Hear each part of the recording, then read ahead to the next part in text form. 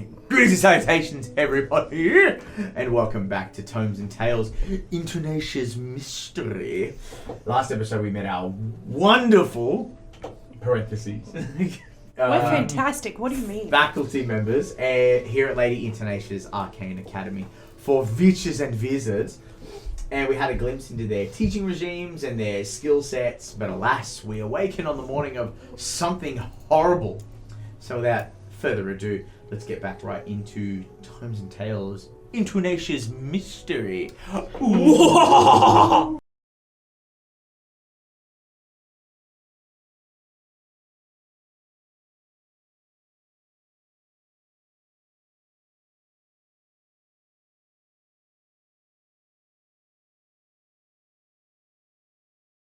And welcome back. Quickly adjust that over there. The morning air is cold as the fog rolls in over the gloomy countryside outside of Lady Intonatia's. The early morning songs of birds and local wildlife permeates the air. A calming day, it does seem. And as you guys are all resting in your dormitory, like private rooms, Reggie probably would have spent the night in Gialaya's room. Evalyn, you roll in early into the morning and then get a couple of hours sleep in. Fresh, a cup of coffee ready for you, as Tony said he would put aside, is there. You're fucking knackered late night again, and then I don't know how Ernest sleeps or what the situation would have been with him, but Nobody really knows. nobody really knows. Like the door shuts, there's just Nobody silence. knows The troubles I've seen. You But can't be bullied into helping mark syllabus. What? You can't be bullied into helping mark syllabus for kids that aren't even yours. Please hide it. Oh, okay. No, it took me a minute. I'm like, who's Mark's syllabus? Yeah, I thought you were talking about it first. No, marking the syllabus. I thought you were trying to say the word syllable, and I was like, you put the wrong emphasis on the wrong syllable. We're teachers, people. But to answer that properly, yeah, no, you probably could, but you'll have to catch him before that door closes. Damn, definitely wouldn't have done. It would have been like a belated idea, like after going through like heaps of syllabus, going, you know what, this is shit. You know, I could bully to do it though, and then would have been like, fuck, damn it, my window's gone. You guys are all unconscious, but unconscious close enough that you probably would get awoken very soon anyway, and you start hearing the ringing of a bell in your classroom. You're all awakened to the sound of a bell that rings in your faculty common room. Now, this bell is not a bell for classes, but it's a bell for emergencies that require immediate faculty attention. So, what are you all doing as you're all Reaching ruptured with my awake? phone, trying to turn the alarm off. I imagine there's just this big dragon that's just like wrapped around Reggie. No, That she definitely just still looks human. Stands him up, slaps him on the ass, and sends him out the door. Sure, that's what happens. You Walks do your out day, of the big room, boy. butt ass naked, completely confident to the world, and wanders over to his room to grab some clothes. The other one's got torn to pieces. There's too much fucking in this channel. Death by snoo snoo. Yeah, death by snoo. Snoo. I love that. What about everybody else? I see the appeal. Everyone else She is got rushing in plans their for room. Tony. She do. She do. She do. Fresh I got a double do. check for you. What's happening here? I don't know what's happening. Amos will very reluctantly get up. She is also a sleeper in a row. And A sleeper in a row. Yeah. but the bell, like, the emergency bell, like, is alarming. It's enough to get her to get up and hustle. She's mostly, like, scared that, like, a student set something on fire again and she's gonna get her ear chewed out about it. So, like, it's just, like, straight on with, like, the dressing gown in the gym jams and the fucking slippers. Just coming, like, straight. Hair's, like, foom. It's like a big white mess. It's just, like, a big white fro. Hell yeah. Hell yeah. I feel like Evelyn's head just hit the pillow. Oh no. Go. It was like a fucking... And then just walks out. Like if you hear there's no exhaustion in this game. Adding Yeah. some potion to your coffee. Yeah. No, no potion, brother. That's straight liquor. That's a potion. Yeah. That Cuffy's a white Christmas, that Yeah. is. Still wearing the clothes from her shift that night. Like, not even in pajamas. Amos is Holy- going to stand near Evalyn, so Amos looks less ridiculous. Wow.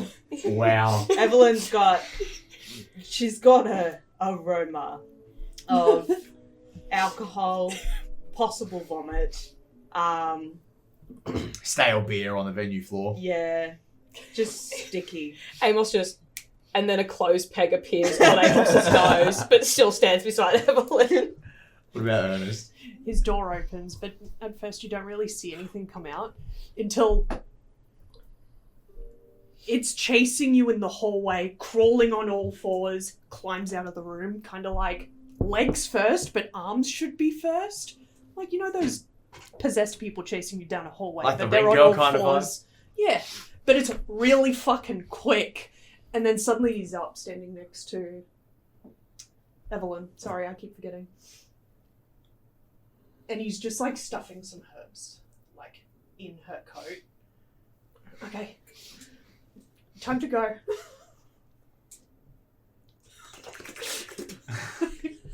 You need to work on your... Don't worry about it. We'll talk about it later. You need to work on your entrances, I think is what she's trying to say to you as Tony waltzes up. What's wrong with them? Listen, if you did that where I was from, Hang on. you'd find a 12 gauge What's slug. wrong? You'd find a 12 gauge slug in your chest. Where's Reggie? Wait a minute. Oh. That's what we were going for.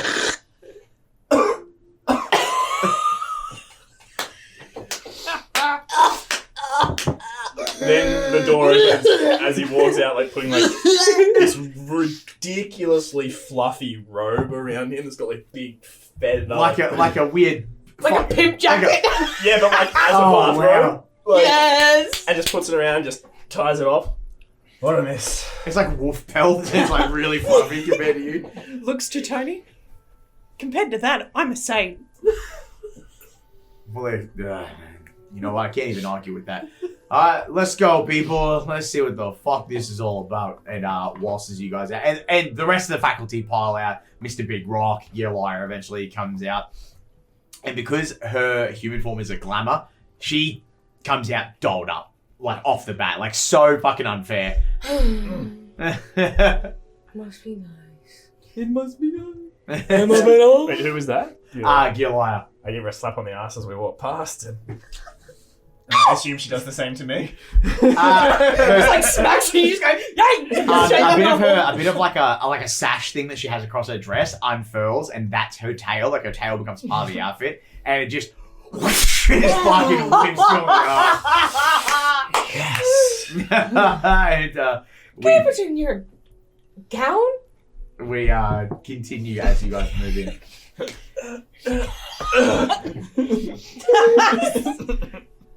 A child has died. We don't know that yet.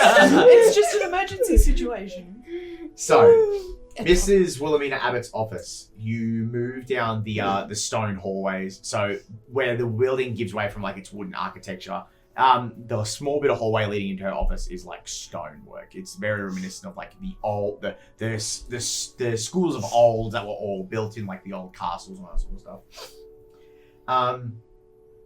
You walk up and her office doors are these giant, like almost cathedral-like huge iron doors. And they've got it's that old kind of gothic architecture where it's like it has like the rivets that have been welded in and there's like patterns of like stars and crescent moons, very old school wizardry, witchcraft kind of thing going on.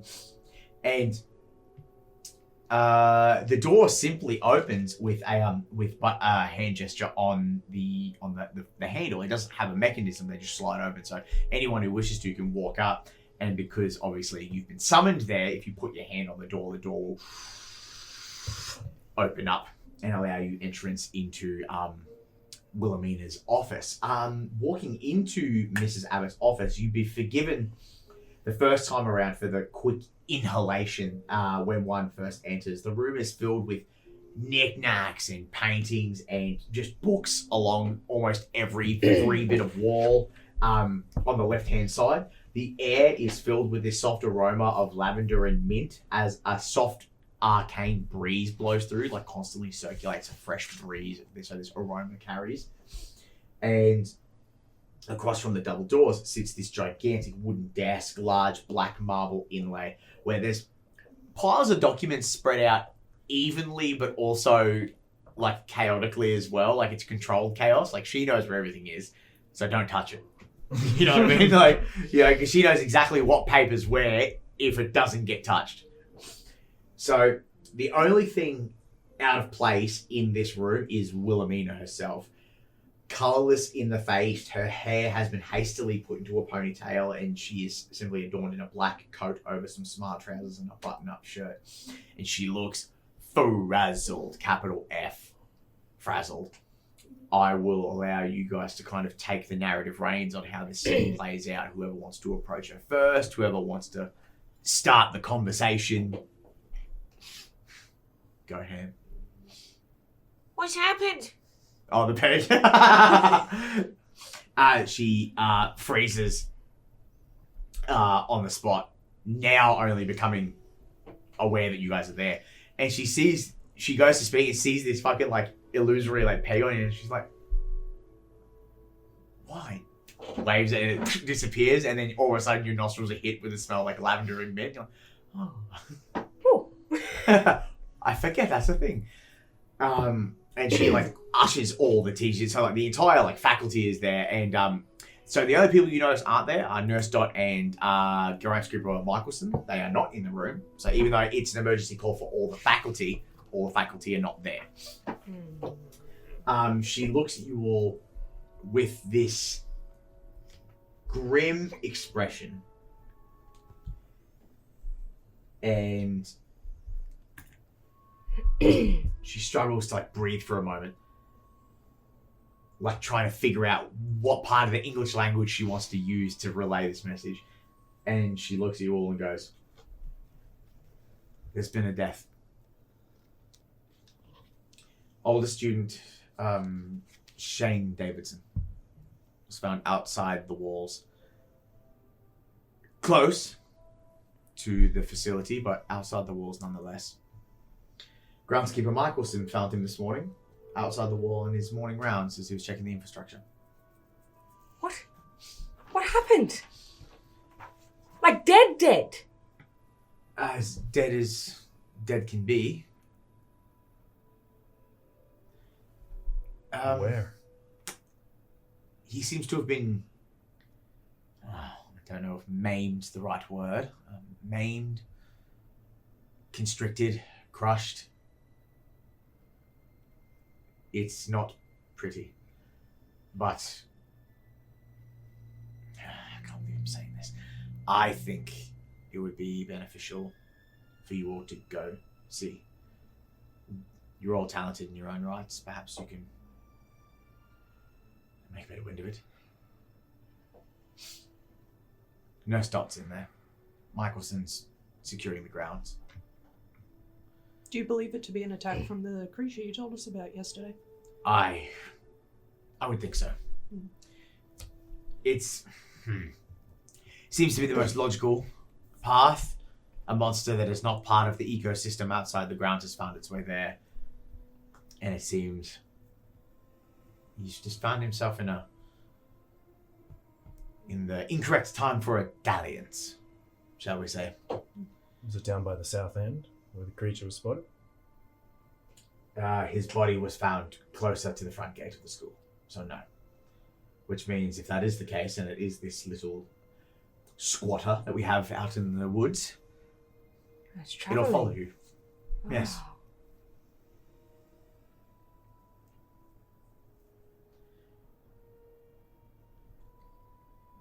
I guess we should have a look then.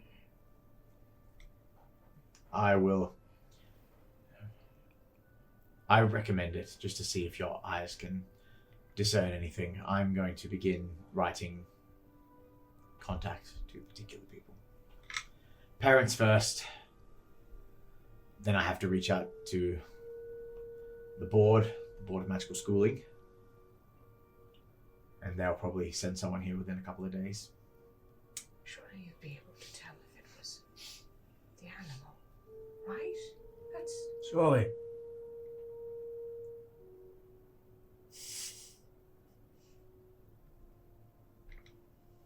All right. Sinks into the background a little bit. Let's go have a look then. Condolences to the family. Yes.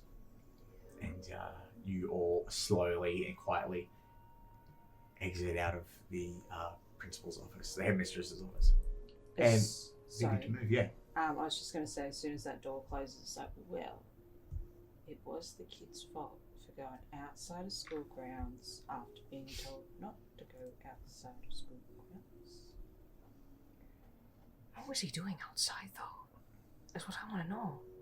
Oh, you know, probably fucking dallying and smoking cigarettes, having a fucking pull. You know, these little assholes. They do all dumb shit all the time. Question. Yeah. Would it have been one of the people Ernest sold to that night? No, it wasn't. Thank fuck. Thank God! Ernest's like, He goes through his itinerary of names and goes, I can't be held accountable. Was this kid known to be a bit of a little shit, or? Shane, yes he was.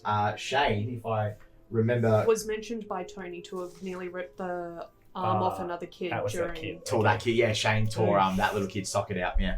How does it feel now that his sockets have been torn out? Fucking Tony Morgan's like, God damn, Evie. Your waitress is still showing, darling. You cold. It's teacher time. It's teacher time. you say you're cold. Evalyn like kind of like flicks her hair, and you see Tony in the background just like, okay. Well, poor child. Poor unknown child. Let's go. Yes. Martini glass spilled in the fucking It's an hallway. espresso. Yes. It's still coffee. It counts. Yeah. You go legally. I've done nothing illegal. You at this hour of the morning, it's like fucking like 5-6 a.m. So like not even the students will be up yet. You know, like the school day doesn't start till like 9:30, 10 o'clock, give or take.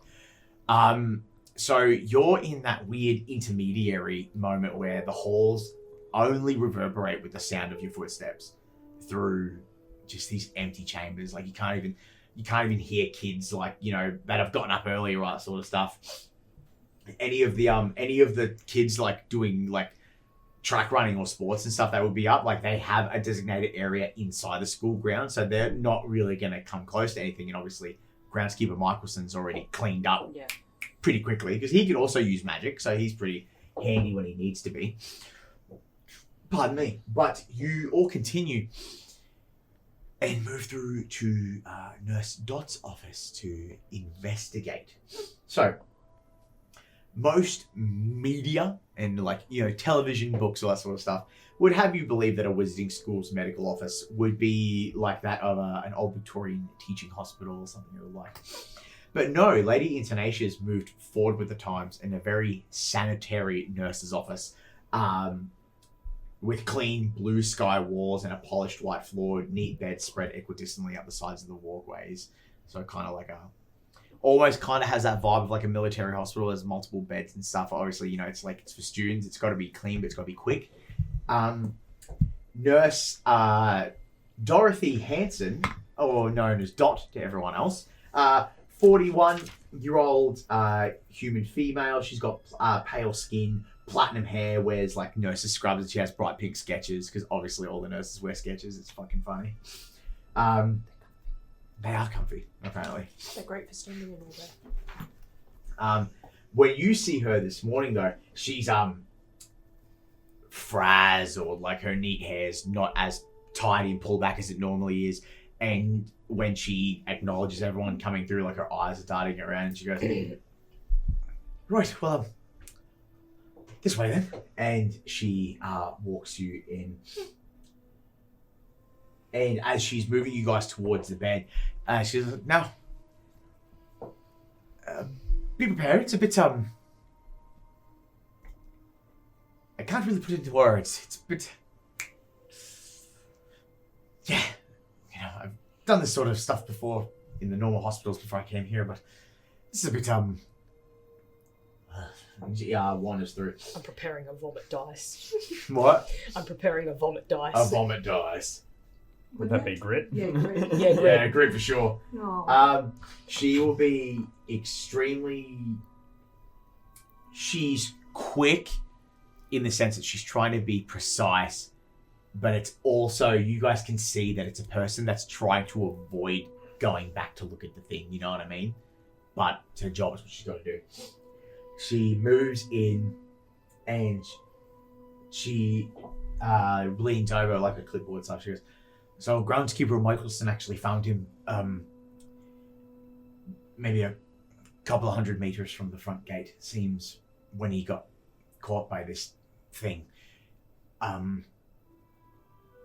he was running to get back to the building. I'm assuming he must have just been out gallivanting. I don't know. I don't keep track of what these kids are doing. I just make them better when they're sick. You understand? But Michelson wasn't as shook. I think his time in the army might have made him a bit desensitized to it. But just be prepared if you're squeamish. And she moves to one of the beds at the very end. Blinds are drawn, and they're opaque enough that like light can pass through them, but not enough that you can see through and see what's in there. And she very slowly peels back the curtain, and the only way I can truly explain it is if you broke a pack of long pasta noodles and the packet was still shut. So... That was good. Please continue. Did you roll low? Yeah. Then you definitely would have failed. In a very... Well, I'll allow you to interject whenever the vomit decides to erupt. But the only thing holding him together is his skin. Oh, vomit. Yeah. All over the floor. And very quickly, Dot just turns and goes... and it just disappears, going off the floor. It's every day for her. Normal state of business. The room's heavily enchanted to react to her beck and call. His face is frozen in a look of grimaced fear, and that's what you can see even beyond the fact that his head looks like it's been segmented in certain places where the skull couldn't withstand whatever pressures crushed him. There's protrusions where forearm bones and joints are sticking out and the skin's barely holding the broken bones in. And there is some immediate blue and purpling where bruising instantaneously happened upon his death, but obviously it's still not as intense because the blood stopped flowing, thus the bruising didn't continue. But it was pretty... You guys would automatically know that being an instant bruise is something that happens within a couple of hours, even after they've died, must have been pretty fucking intense. Reggie instantly, Jesus fucking Christ. Sorry, Tony. I don't mean to offend. Oh, you see, Tony's just like, Holy Mary, Mother of God, Jesus Christ, right? Fuck. That's Fuck! not right. Oh. How are you feeling, darling? You all good? And he's like patting you on the back, like, you okay, Amos? I can't. I'm sorry, I have nothing to contribute to this. Can I approach? The body? Yep. Sure. I would like to inspect within reason without disturbing the body itself. Like, if he has to, I don't know, fucking find some fucking disposable gloves. Whatever. There's definitely a little box of gloves for you, yeah, for sure. Disposable fork. Almost. Gloves on. And he just starts having a look. He's looking...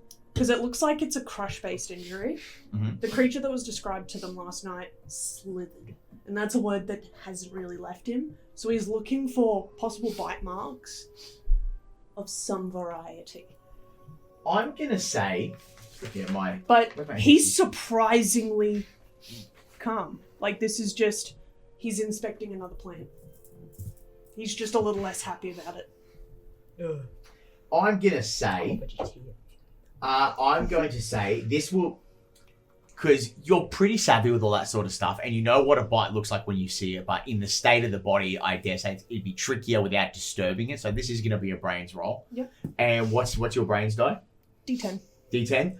I think we can set, do you add any bonuses to it? Yep.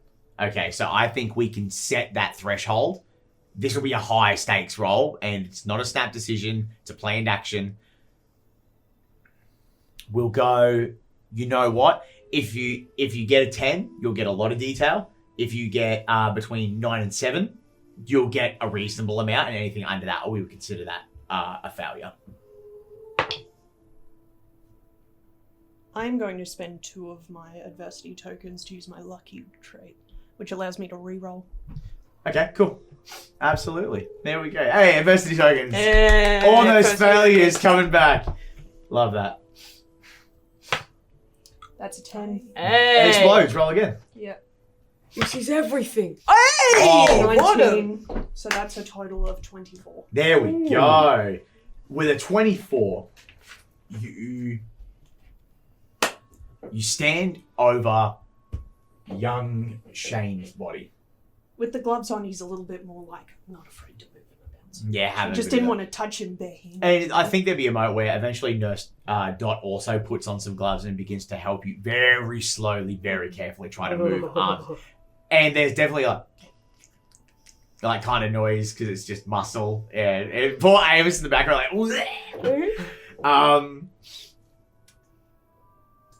definitely it falls under the route of constriction for sure. Crushed, absolutely. Examining where there's some small cuts and lesions which can stem from too hard constriction, and plus the fact that he was found outside the grounds, he's probably fallen, hurting himself, all that sort of good stuff. You can't locate any bite marks.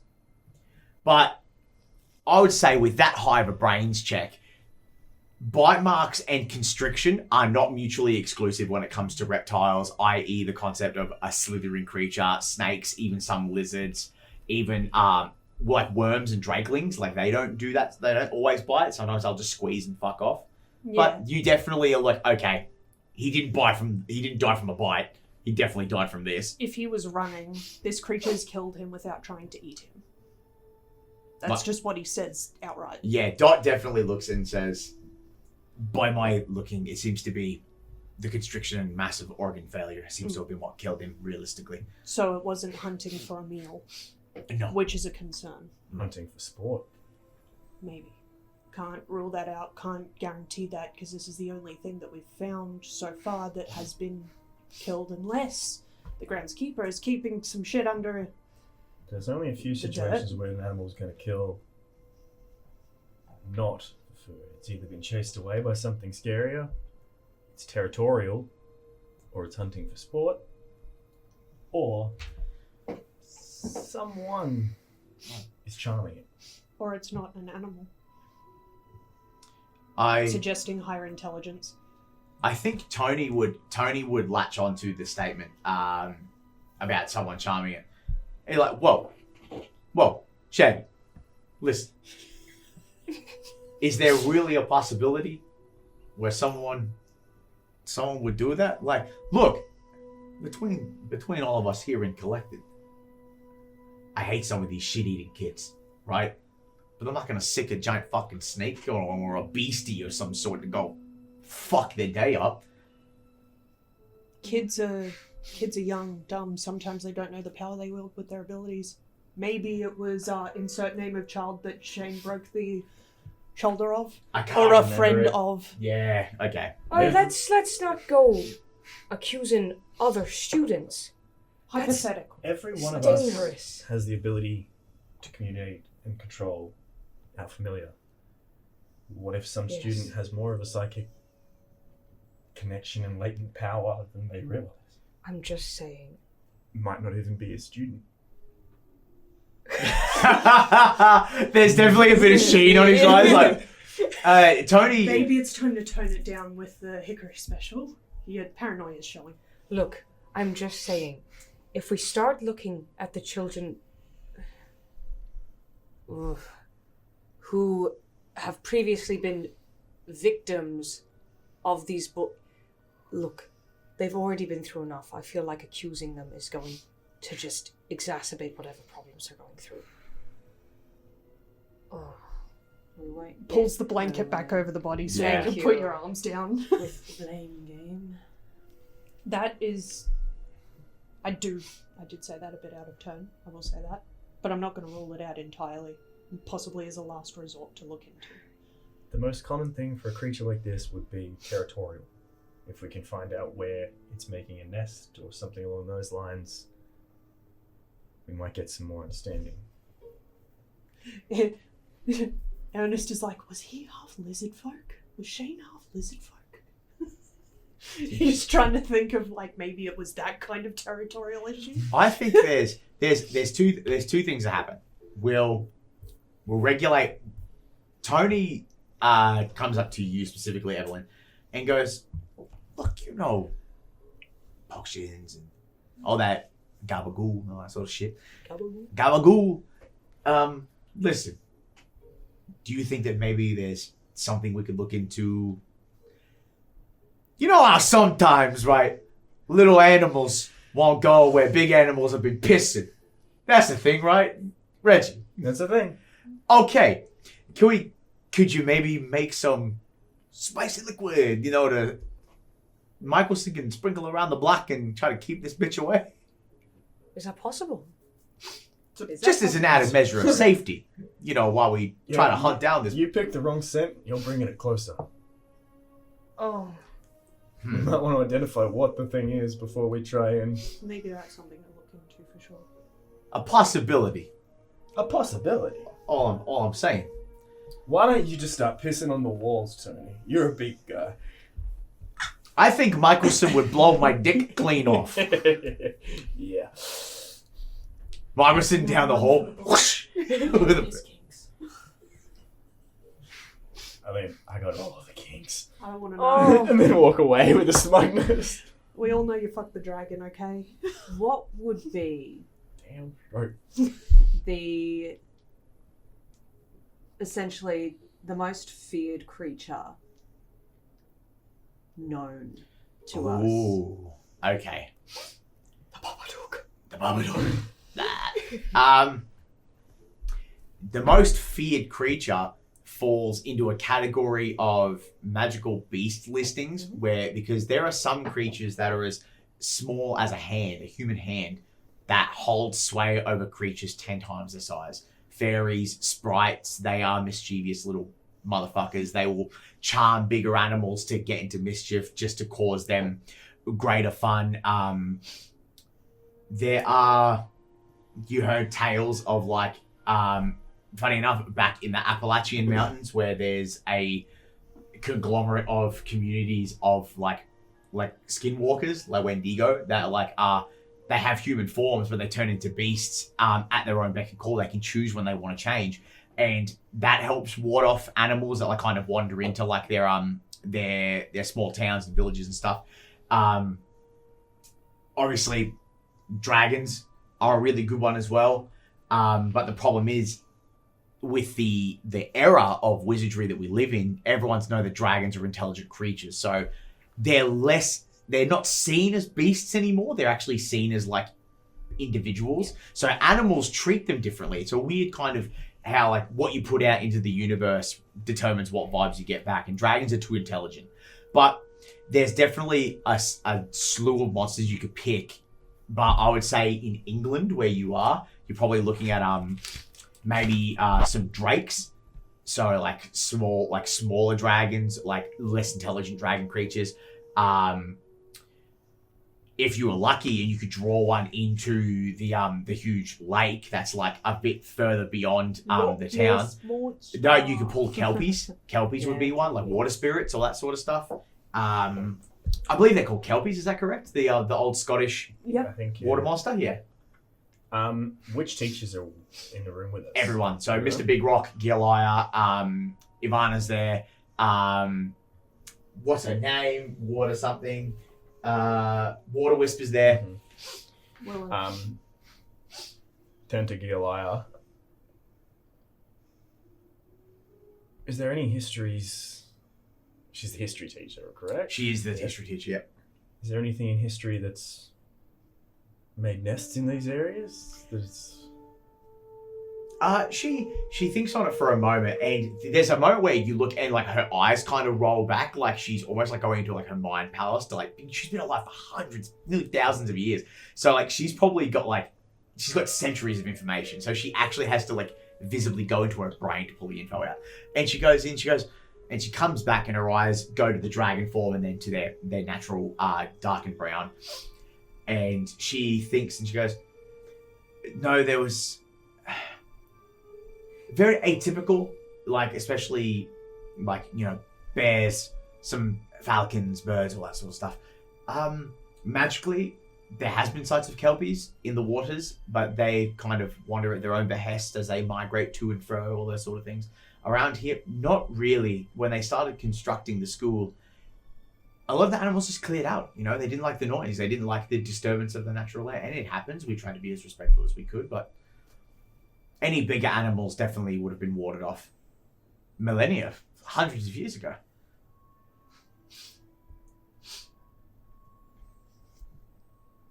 what time? What's the time currently? Yeah, it's like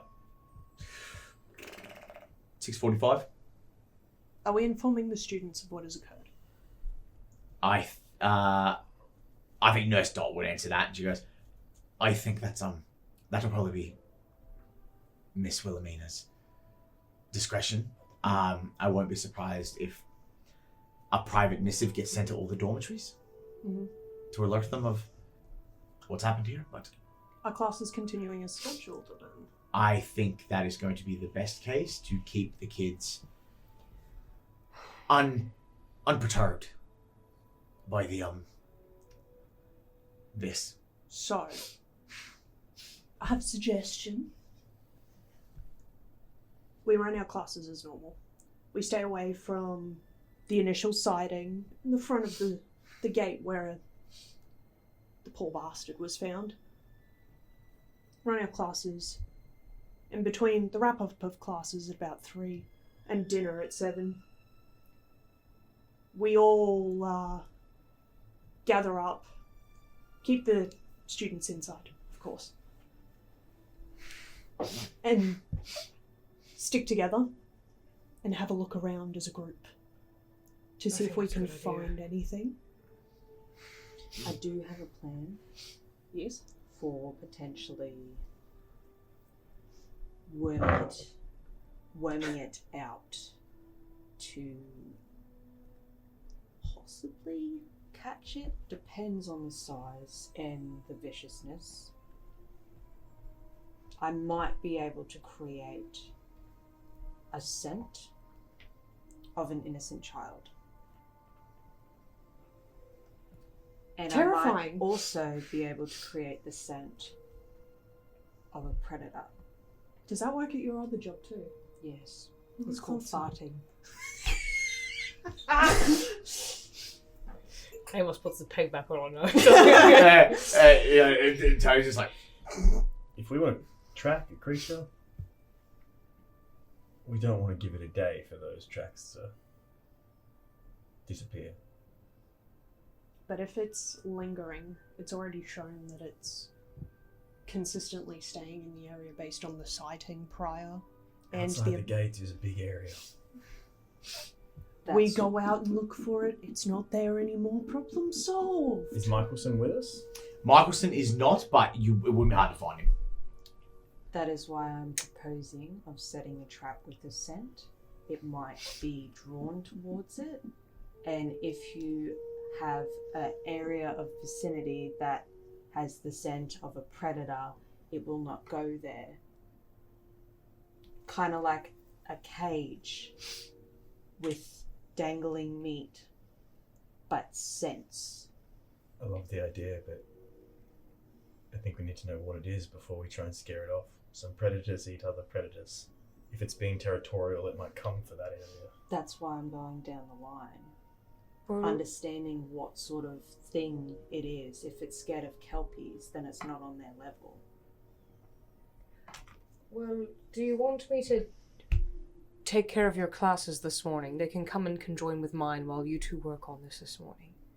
You guys will need free time for this. I want to see the area of the attack. So do I. Checks the clock to see if there's enough time to do that. We'd still just have a couple before. hours before class. Yeah, you got a couple hours before classes start, so I would say you guys are more than welcome to you guys kind of take it on your little stride, so the rest of the teachers go, we'll maintain some control. If you guys take a little bit longer, it'll be loosey-goosey. We'll figure it out. Just tell them I'm asleep. Until the headmaster decides to tell the students, just tell them I'm asleep.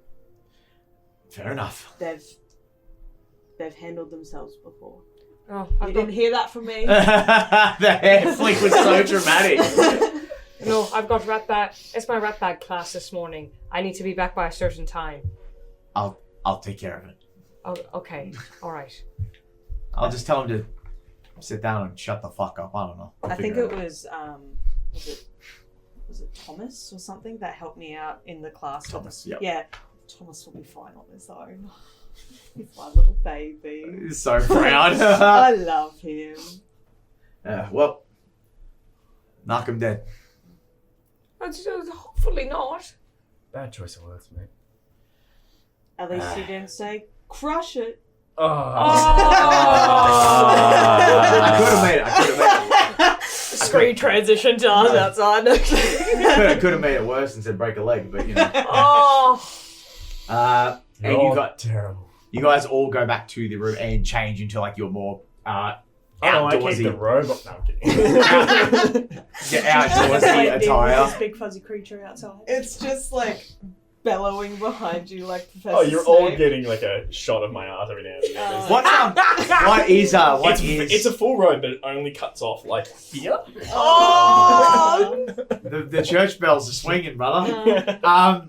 What's everyone's outdoorsy kind of outfits? Because, you know, you've got a bit of free control to change your fits as you so please. So if everyone's going outside to have an investigatory glance, what's everyone's outdoorsy kind of kit? What are they feeling like? Overalls. Oh, hell yeah. You got the proper waterproof dungarees. What's that from Lost City of Atlantis? But what's that woman's name that comes with them? Where she has the blonde hair. Helga?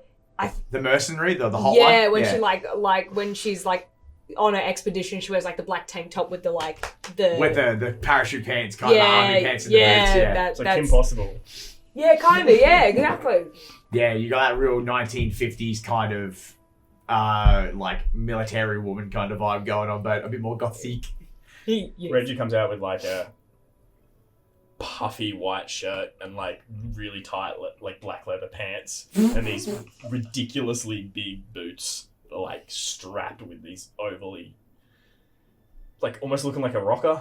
Very Kiss. Yeah. the Star Child is here.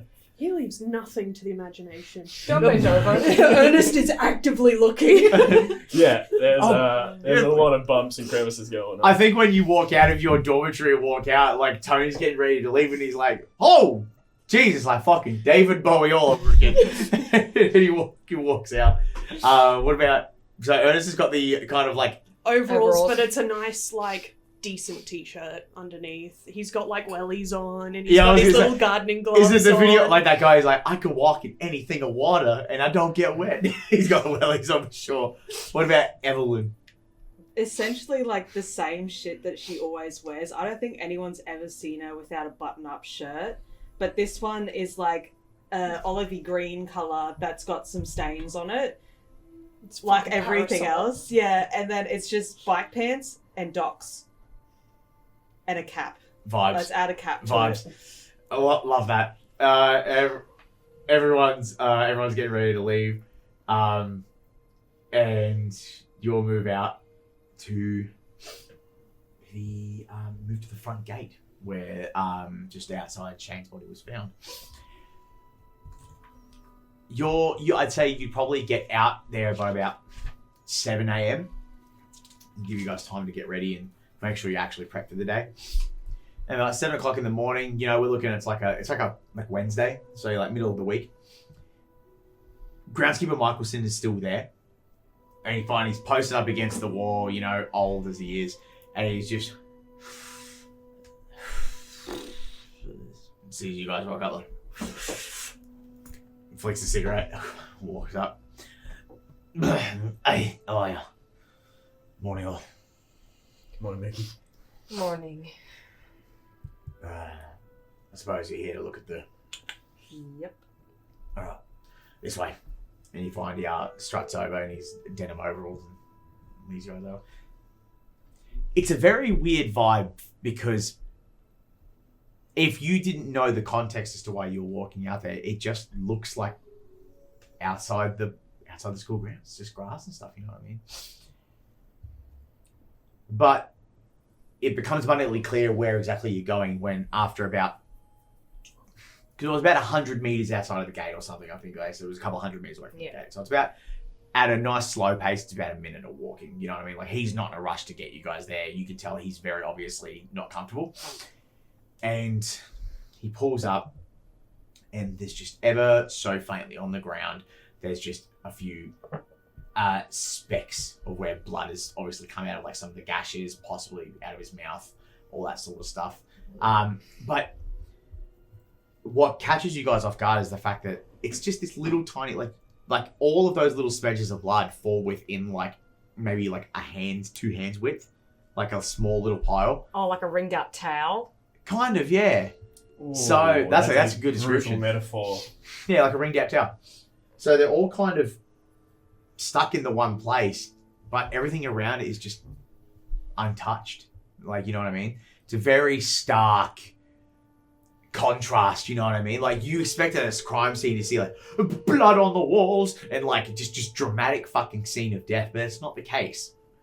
So your mind is left wandering, but Michelson kind of goes, like points it out and steps back, and I'll allow you guys to do whatever you want to do. You're all accomplished wizards in your own right. You've got some skills. Let's use them. Let's roll some dice, figure out what's Would happening. there be a spell to intensify smells?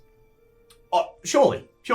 So Beautiful. the good thing with this is you tell me what you're trying to do, and I've actually got a little grid here that tells me how much I should add to the difficulty to like and make it that way. So if you're trying to magnify the smell of something, what are you trying to smell? So I just want to basically see if I can pick up any sorts of like, basically like, say for instance, if it was a demonic thing, you'd smell like sulfur, like that sort of stuff. So like whatever smell it's left behind, if any, will give us an indication as to what sort of creature it is, sort of thing.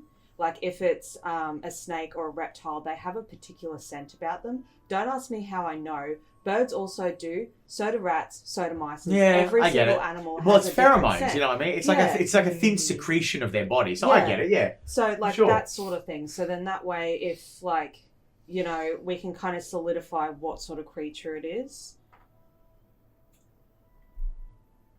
Okay.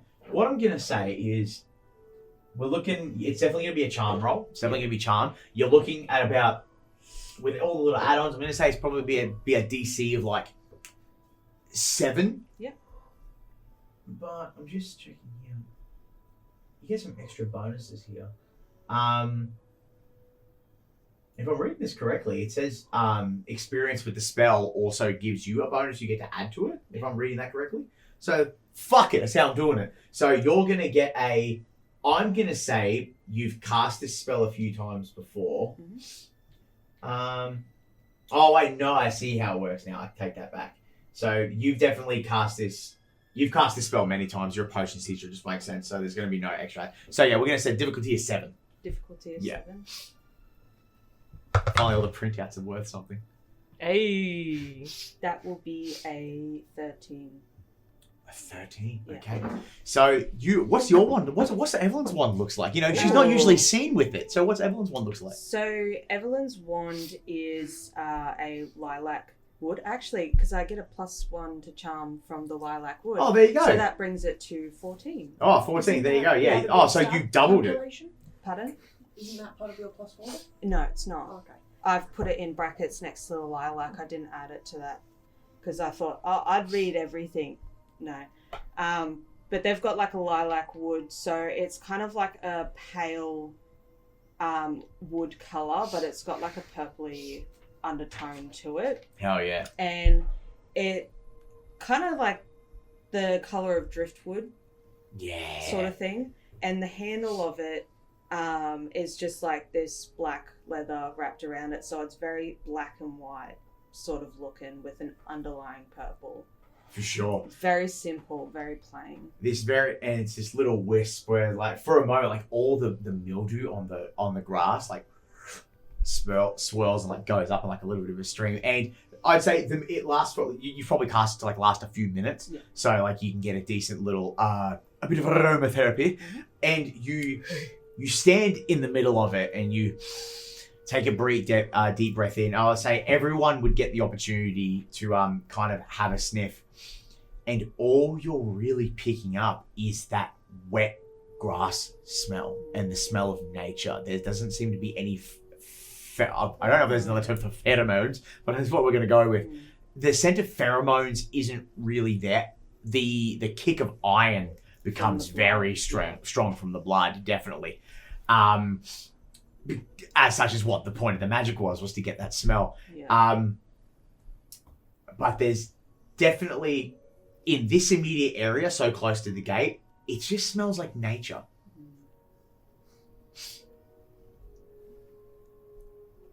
I would step up and strongly so. Yeah. visually look around for footprints from which way the student was running from. Right. Is there Yep. anything obvious? Was there a particular skill or anything for you? I feel like we had something for your skills, or was it just the one that, hey, you can't get lost when you're on your broom? That one I've got intuitive. Actually, I'm going to use that intuitive. So I'm going to spend one of my tokens to ask about my surroundings. Right, you can do that. Let me... Hang on, I'm just going to open... Yeah, boy. Yeah, boy. So I'll use that to visually investigate sort of the surroundings, see if there's any marks from some creature or something maybe that was moving, but Oh, yeah. predominantly also looking for his footprints to see which direction he came from as he was coming this way. Yep, give me a second. I'm just setting up... I can set up Audacity and the PDF so I can watch them both at the same time. Put that there. Oh, huge. Excellent. Intuitive. You can spend one adversity token to ask the GM about your surroundings, an NPC or the like. The GM must answer honestly. You look around and you can see what's it look like for everyone else when Reggie kind of turns off that like stoner slacker brain and starts getting into his element. What's that look like to everybody? I imagine the eyes glaze over even more, and it almost is this like, what the fuck, did he just get higher without doing anything? And so it just goes, and this entire demeanor of him changes from sort of like loose to just upright and zoned in. Like it's almost like his dual personalities, and he just clicks into The duality of man! yeah, clicks into this moment. I don't know if you've ever seen a stoner get hyper focused on something. That. So suddenly all the disappears into like just hyper aware. Yeah, for sure. You know, you... Actually, I also imagine he takes the big messy hair and ties it back in a bun. Oh, he's got a bit going on. Oh my god, he's hot. Oh my god. He, so like you kind of crouch down, and it's almost like you hold your wand out, and for anyone looking, it's almost like when golfers get ready to putt and they're checking the roll of the landscape. That's what you do. You're trying to check where, and you start seeing the natural curvature of the ground. And I would say you do a bit of like thaumaturgic magic to like clear the mildew away and try to get a better idea of like what's good and what's not. You're just doing heaps of investigatory shit, stuff that you use to track animals, like you know that what you're good at. And very as the skill allows, you can ask about about your surroundings. You definitely can find some tracks stemming. So So if we're looking at the gate from the front, that would be... Because I don't really have a northwest-south... Let's just say, for the sake of it... Let's just go school and then gate. Well, I've stated that the... I think I stated that... Creature was in the south. Creature was in the south, which was away from the front gate. So the gate would be... Oh my god, I've done myself a disservice. Let me just do a compass real quick. Never eat soggy Weet-Bix. 5. Right? So if the school building is this way... So the gate, the tail end of the school would be, towards the south. The gate would be north. It would have been around the east side of the building. So the tracks are heading east. the tracks roll from the northern front where the gates are and are tracking around to the eastern side, yes. So you begin, does Reggie begin to move and track the tracks? They human tracks, or is there obvious tracks of They're- something else? Footsteps. Yep. Footsteps. Um, Very, the footsteps are erratic, like, which definitely falls in line. If he was running from something, it definitely would be pretty, like, there's obvious drag marks and there's some pretty big gates where it seems like he's attempted to, like, jump and cross over, so the footsteps get a bit erratic. You could almost mistake them for like where he's fallen on his hands and like crumped around, but they're Reggie pretty pulls erratic. a little Yeah. feather from his mess of hair, and his hawk comes down, lands on his shoulder, Team America style. He comes in. and he sort of gets him off and follow the tracks. Eyes go like pinpricks, and Hawk takes off and begins to follow. And I look at you guys to see what else you want to do, or are we following? Whether we're following or not, Ernest has his eyes up. He's looking for hollows that may be facing the direction of Remember what a hollow is again? holes in trees. He's looking for holes in trees. Owl This is- houses. Yeah, this is Europe. I'm looking for owl houses. Hell yeah, owl houses. That's how I call them. Owl houses. Yeah, hollows. He's looking for hollows specifically that could be faced in this direction. Oh, there's a couple every couple of 100 meters for sure. Every time he sees one, he stops and calls out and asks, "Is anyone home?" in Wildspeak. Oh, you got wild speak. I'd say closer to the school, a lot of them are a bit abandoned. But as you all slowly move, following but not kind of following Hawk's flight path as you move around the eastern side, following the tracks, you watch as Ernest kind of wanders out a little bit from the crowd, a bit from the group, and you give a shit. And when you yell out in Wildspeak, it doesn't sound like common tongue. For you guys, it always sounds like a mixture. Well, for Reggie, it's a bit more normal. I just get it. It's a mix. You get it in your brain, translates it to common, like English. But for everyone else, it's almost like a mismatch of every animal sound you've ever heard in your life. And like magically so. And eventually as you yell out, like, "Is anyone home?" You hear this like and this really, you know, the tawny owls with the eyebrows, Yeah. like, what do you want? Did you see anything pass in that direction last night? I wasn't home last night. Do you know anyone in the area who We would do have the been? hunt. We do the hunting at night. You fool! Do you know anyone who would have been home? No. He just keeps Feathered walking. finger flips you off. He goes, "We're nocturnal creatures, you fucking idiot. You're supposed to be awake at night. That's why I'm asking. I'm out hunting." And he like very slowly, you watch the orange eyes sink into the darkness and just disappear. If I'm ever really hungry late at night, I'm coming for you. And he keeps going, but he said that in common. Yeah, everyone's just like, did he just threaten to eat that fucking bird? I sort of just walk up with you. Owls are pricks. I didn't fucking realise. Mm. Especially that one. Oh, that guy's a douche. It was fucking Amos. I Burn say the that tree like I down. know most of the owls around the area Burn too. the fucking tree Like, down. You know, Fuck that well, guy. the owls sleep in the hollows close to the school, but because the school is a disturbance to the wildlife, when they fly out nocturnally, they are away. They're hunting out like closer to like where the mountainous regions are, like to pick up prey, bring it back, eat it. So there is some truth to the matter. He probably didn't see anything because he wouldn't fucking be there. But you guys continue. What about our other two teachers? Are you guys doing anything? I'm following. Just following along? Absolutely. What about Amos? She's probably gonna like unzip a little zip on the side of her pants and let Sneck out. Sneck. And she'll just kind of be talking to him as he kind of coils down her leg and goes onto the ground. Just see if you can find anything.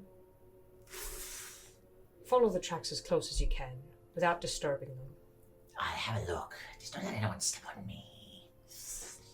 And he begins to, and you lose him in the grass very quickly, and then he's gone all of a sudden. And because obviously it's like a telepathic link with like your familiars, especially being like older teachers.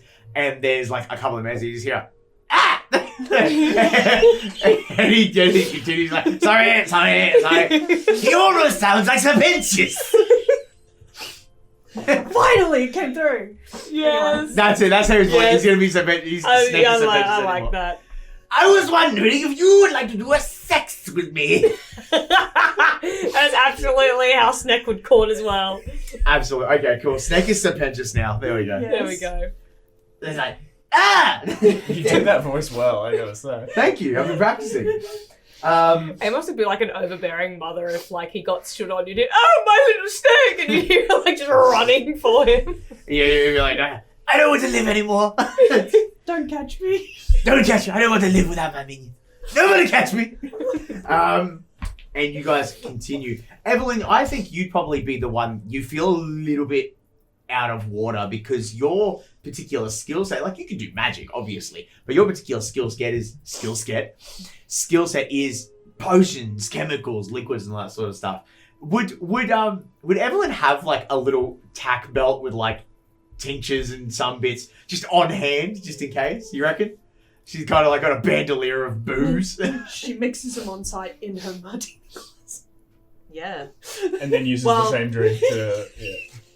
Whoa! Bag, drink shaker, knife, scissors, chapstick, makeup bag, dog treats. There you go. That makes Checks sense. out. Oh, would actually Oki snake treats. be with you? He's a hunting dog. Yeah, dashhounds are hunting dogs. 100%. Oh, the camera pans over and he's on top of a rock. Wind blowing his ears. He's got the Under little the like top hat. explorer cap. Yeah, his hat's changed to like Yeah. the fucking little exploring hat. Got like a He's got a little monocle. bandana on, yeah. Yeah, he's like, He's got a little mosquito net hanging from I'm it. here for it. yeah, his ears are just in the wind. Like, and everyone walks past and he's just so fucking little on the rock. You just see the fucking grass like go. Yeah. Don't go into the long grass. And he's just like, hey, the little Oki is he's feeling himself. He's kind of like into it, and he's following Sneck around, and you find every now and again he looks up and he scowls at Hawk, and then continues and waddles on. So this whole party is connected and wandering about, and I would say probably after about 30 minutes, I would say. Would you guys have brought Michelson along for the entire jaunt, or would you have kept him closer to the front of the school where the site originally was? What do you think? Whether or not he decided to follow would have been up to him. Yeah. I think he would have stuck around. I think after you guys did your little investigation, he probably stayed to start wiping the slate, basically. So you four are continuing along, and eventually you find yourselves going to the south side and getting yourselves closer to where you believe... Okay, let's rewind that back a bit. You're getting close to the south district of the school where the original sighting was said to have happened. So now we're going to turn those reins back over to you guys, as you know you are now nearing where this supposed creature is. Where would my area of teaching and my animals be kept roughly? Like what? Your animals Area are section. inside the school wall. Yeah, like what? Towards the south? Towards the east? Between like the east and south, yeah. Yeah. For sure. Yes, Ernest. Mr. Hickory. Am I, not so much Ernest, but am I getting any additional, this isn't my territory anymore, content? Oh, right. You know what we're going to do? How can I... Because that's hard. Can I just check that sheet real quick? You know the one I want.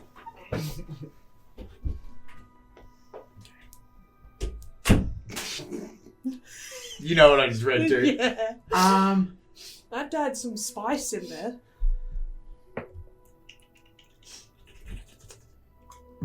I'm going to say, oh my God, Skye.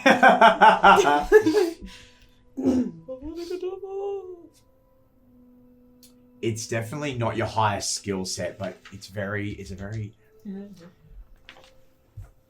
I'm gonna say, when you walk in there, Ernest kind of takes a few more steps forward than everybody else. What do you got there? What are we doing in class here? He's got a nipple. He's got a nipple? Okay, good to know. Sorry, she said nipple and immediately. Whoa! Nipple! Ernest takes a few steps forward, and I would think in that moment, as you kind of like open up your wild senses, it was like, you know, like being in like nature is like your whole thing, you know what I mean? And you know where sometimes you get that, just at random, you get that ringing sound in your ears? Where like, it's like your eardrums are tightened up and you're ringing. That's what it sounds like to you. But it's not because you're losing your hearing, it's because you're hearing beyond what everyone else can hear. And you find all those senses in your body start to heighten. And you get this unsettling feeling. And because it's a very... I'm sorry, that was bound to happen eventually. I'm sorry. It was. But that's the nervous jitter, though. It means I'm doing my job properly. Yeah, I'm sorry, I'm nervous. You are, for all intents and purposes, no matter who you choose to be, it's always you.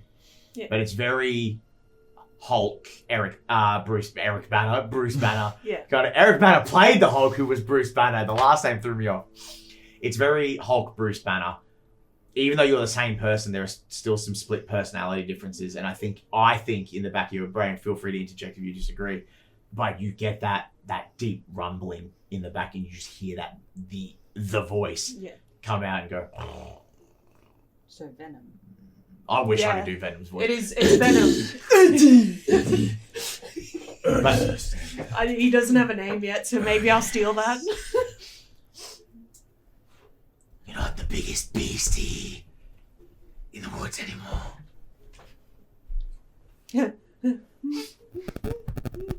That few steps forward he takes, he's taken back now. He's back in the middle of the group. Ooh. Ernest. Are you good? This is gonna sound... Sorry, me. This is gonna sound fucking hilarious in my opinion. He's just gonna repeat it. Oh, I'm not the biggest monster here anymore. Look down at you. I was gonna say, because Select teachers would know, because Amos and Ernest actually know each other quite well. Aside from work, she knows what he is. I also think that because you hand out the detention slips. Yep. And I think Tony and Giolai would be the only other two teachers that do it. So they'd probably also know. Yeah. Actually, you know what? No, I'm going to say Tony wouldn't know. Tony just thinks that there's a teacher that specialises in detention. He'll be like, there's a dude that's hired here to be a drill sergeant. Like, for sure. He's never walked in there. He's never filled one out. Yeah. So he doesn't know. So, yeah, you would know. And obviously you know. And I would say Giolai would know. And that's about it. Because she's the other big one. She's the other big one I respect. Yeah. I stay out of her way. What do you mean? Is there something else?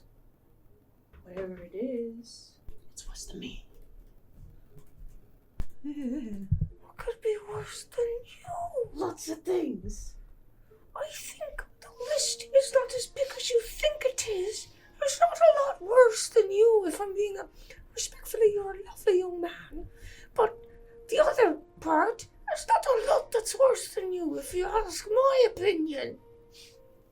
There's no way this is... By this point, you're like, what the fuck is going on? Yeah, I was about to say, am I... Amos is You're just just too avoiding eye stoned. contact. You're too You stoned. try to all look the at time his to eyes and your realise. eyeballs like a magnet. You guys literally like probably look up and just see me just like head cocked to the side like... Oh, Snake! Oh, what's that? Oh, I'm receiving a message. And then Amos is just going to walk away. It comes into your head. I didn't say anything. That's okay, because I'm the only one who can hear that, so I continue on with my life. The facade remains. The ruse. I would think, but you know what? It's funny that you bring that up. Do you want to know who else would react? Oki would actually react. He's a hunting dog. It makes complete sense. Mhm. As you guys get closer to the southern side of the outside school grounds, Oki gets a little bit, I think where like dogs kind of shrink in on themselves, and his eyes are like he's real suspect about some shit. When me and Oki are just chilling down here as our short folk lives fucking And you get that backing the that fuck telepathic bond in your head. What do you think Oki would sound like? Do you think he'd have the kind of like He's that German. explorer? My good lady, I have located. Mutter. He's a dachshund, he has to be. I have He's located a duty. He's a fucking Wiener. He's either German or he's like because he's got that explorer kind of mentality. He's British, very Yeah, British. it's like a German Indiana Jones type. Oh, okay. Hang on, I'm going into my mind palace and voices here. And you go into your brain and you just hear the my good mother. I have picked up the scent. There is evil around these woods. Oh, it's scary.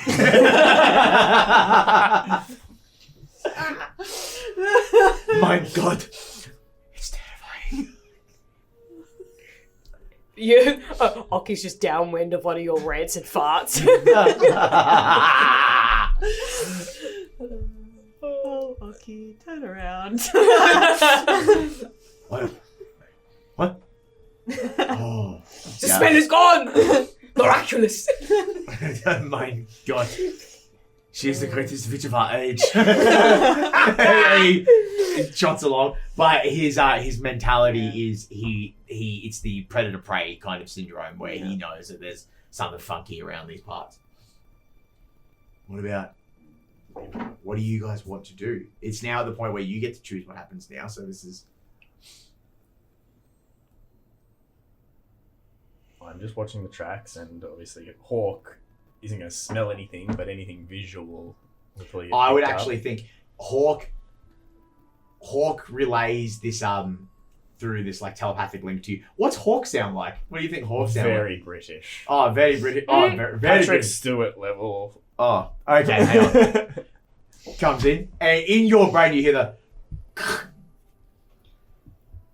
Captain's log.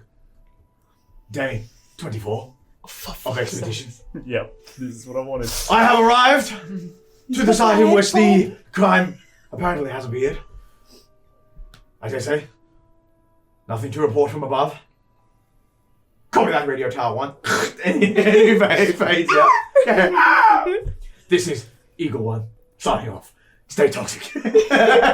Wait, before we go any further, what does snack sound like? I haven't put much thought into it because all of you have really good fucking familiar ideas, and he's just sitting here. He's just a mouse in He's the just a front mouse? pocket. He's just living his best fucking life. If you think I had anything planned for Hawk before this episode, even his name, I was like, Hawk. Yeah. Hell yeah. Kind of forgot about the familiars. I didn't think they'd be so prevalent. I'm going to ask. I want him to be Oki Spanish.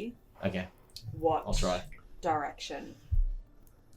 Oh, like following the trails Oki in. is going to do what Ozzy does and does the whole. The point, yeah. Okay. You asking him, which one, Oki? Which one? Yeah, which one, Oki? Where is it? What do you want? Where is it? Should we fall down the well? my God, you speak to me with such vitriol. And he gets on the ground, and because he's got the long floppy ears, he gets like flat to the ground, like, and like starts like singing through and sniffing. And he, I think while he's sniffing along, you hear ah as he like sniff freaks out. He goes, "False alarm! It was the explorer." And he like, and you good? It was the Explorer. I just got Dora the Explorer. Swiping, no swiping, stingy fuck. And so the way the trail follows out, it's it starts breaking. It's definitely still going south. More reminiscent of like this, and then it stopped. How about doing that? There we go. Hey, good job, Joe. And it's leading you more towards like the more easterly of south. So still kind of, but it's going deep into the woods. By this point, like the wall of the school, the outside rims of the walls of the school, almost gone from sight. Like you could probably see maybe one or two of the spires of the towers at the top, and that's about it. So you guys are deep. If you want to go further in, you're getting into the thick of it. You know what I mean? I was looking to Skye for that. I was like, where's the man? My feet are getting sore. Here we go. I'm going to do this the old-fashioned way. And she's going to do like a fingers and mouth whistle. And then she's going to summon her broom. Hell yeah. And then when it arrives, it's like this dark, jagged kind of wood. And the broom part is a whole bunch of tiny twigs that are all like smouldering. And they're kind of like crackling like a smouldering bonfire. And she's just going to throw a leg over, look around. I'm going to look from above. I'm tired of walking around this sludge. And also, classes are going to start soon. Au revoir. And she's just going to... Okay. So we'll collect on that in a moment. What's everyone else doing? Are you going to continue following? How are we losing tracks? How are we doing with the tracks? The tracks. I think because you used your like feature to track it, it's now something that's readily available to you. Once you get into the real big thicket of woods, I think it would be, by this point, you'd have to start doing some examinations and doing some rolls to figure that out.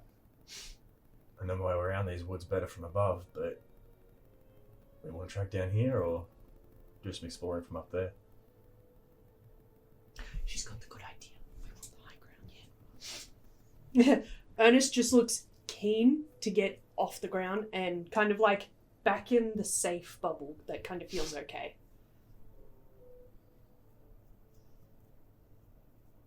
Mother, wait for me. Transcend, my son. Summons the brooms. Everyone summons their brooms. What does everyone's brooms look like?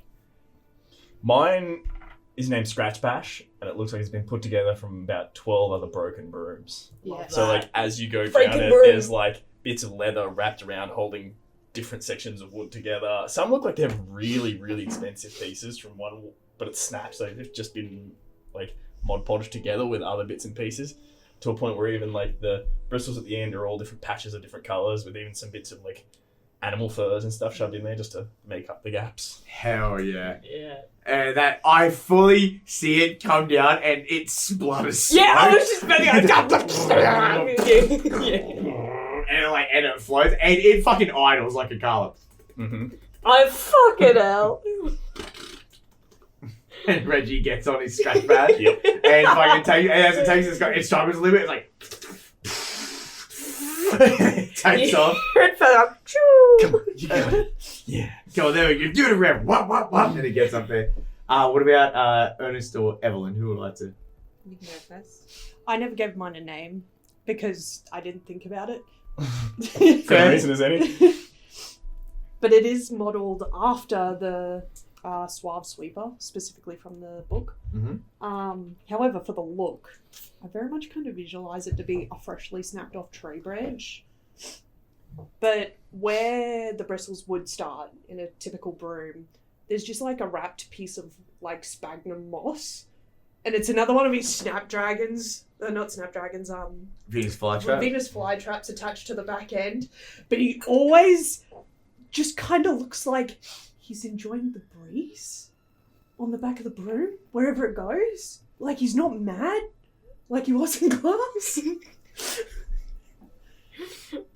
But just like fresh fucking foliage never dies for some reason.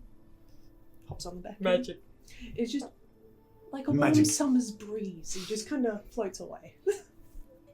Anybody who's like brooming behind me is like gonna be like, Yes, it's ash. Me too. Between the two of you two, Yeah. We're leaving apart. greenhouse gases coming from your The chemtrail's coming off the back of this broom, mate. I tell you what.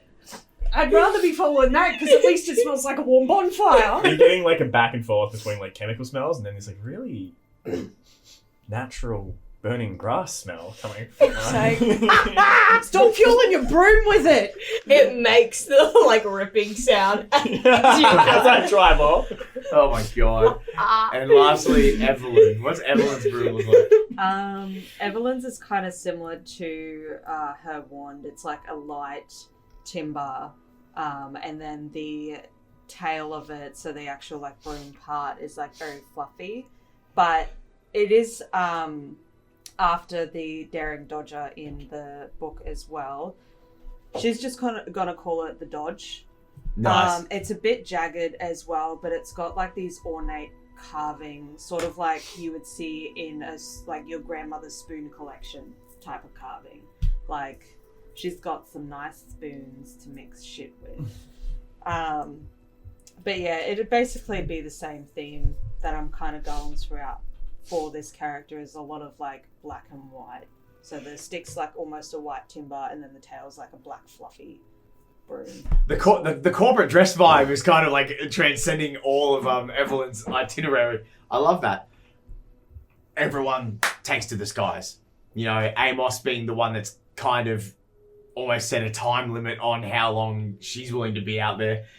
Does everyone like grab their familiars with them as well? So like Oki gets like strapped into a little harness at the front. Snake like crawls up. No, Snake's still downstairs. Oh, he's still down there? Yeah. As you fade, and all like the telepathic bond like fades away. It's like, Mother no! No, I have given him an instruction. I have sent it to you. Oh, you sent me an instruction. Yes. Okay. He's being pretentious. He's like, finally, it's my own time. And it just snakes away. He's have to find a girlfriend. He's had to find a girlfriend. Will you do a sex with me? Little goggles. He's got little tiny air going. It's on there. Okay, you guys take to the skies. The thick canopies of the trees. It almost looks like an ocean of leaves. Like, you know, like it's a dense wood. Like a lot of it was cleared out closer to the school and left. It was left to grow, but it was cut enough that like if teachers were above, they could see relatively well. But as you guys get into like the thicket of the wilds, it starts becoming very difficult to zone in. So you kind of jump into like a bit of a spread out. What's the word I'm thinking of? Spread out. Formation. That's the word. And drop into the tree line. And so you guys are just under the canopies, but you're off the ground. So I'd say maybe these are like big, you know, British forest and shit, maybe like 100 feet off the ground, you know, like a couple of meters at least. What's everyone doing now that you've given yourself the higher ground? It's definitely going to change a lot of the DCs to probably a lower one because you guys are giving yourselves the Obi-Wan special. So what do you want to do? I turn it over to you guys. I'm going to call it the vibe check. The vibe check? Just another vibe check. Another vibe check. That would be...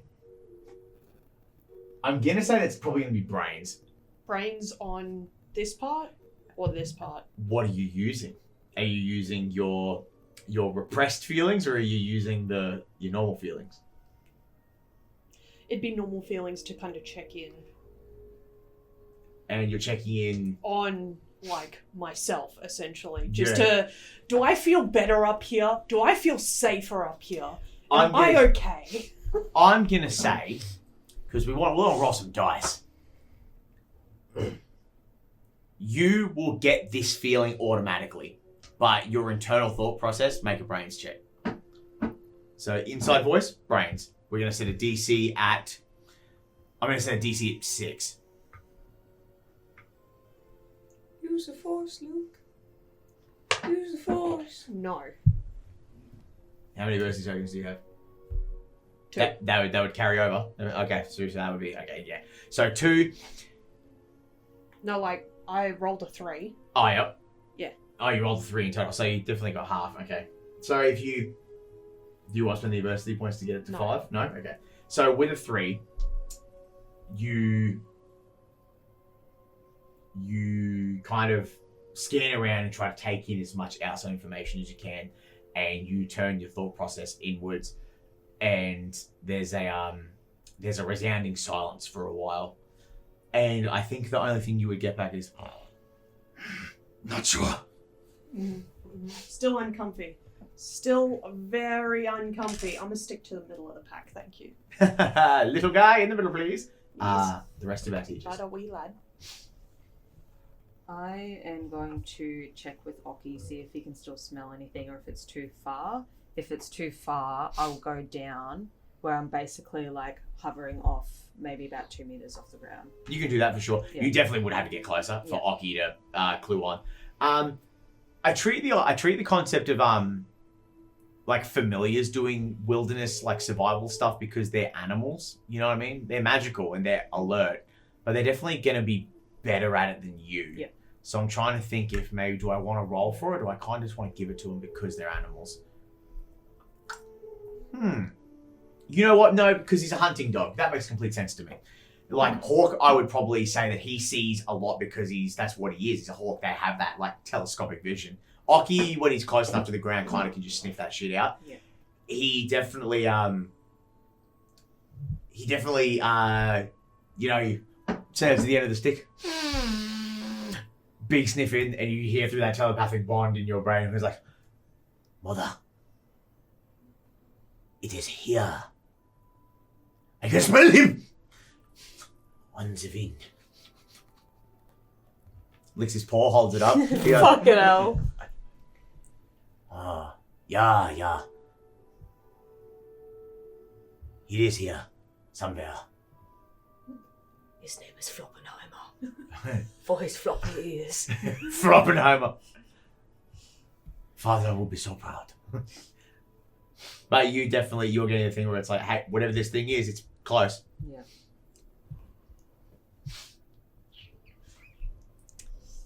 I'll make sure all the potions are ready. I've got a satchel, like sort of bag thingy on the side as well, ready to go with all the shit inside of it. But basically got the 9s wrapped around. Hell yeah. Wrap around. Healing potions, toxic potions, you name it, it's on the hip. Hell yeah, for sure. What about our other 2 teachers? Up to you.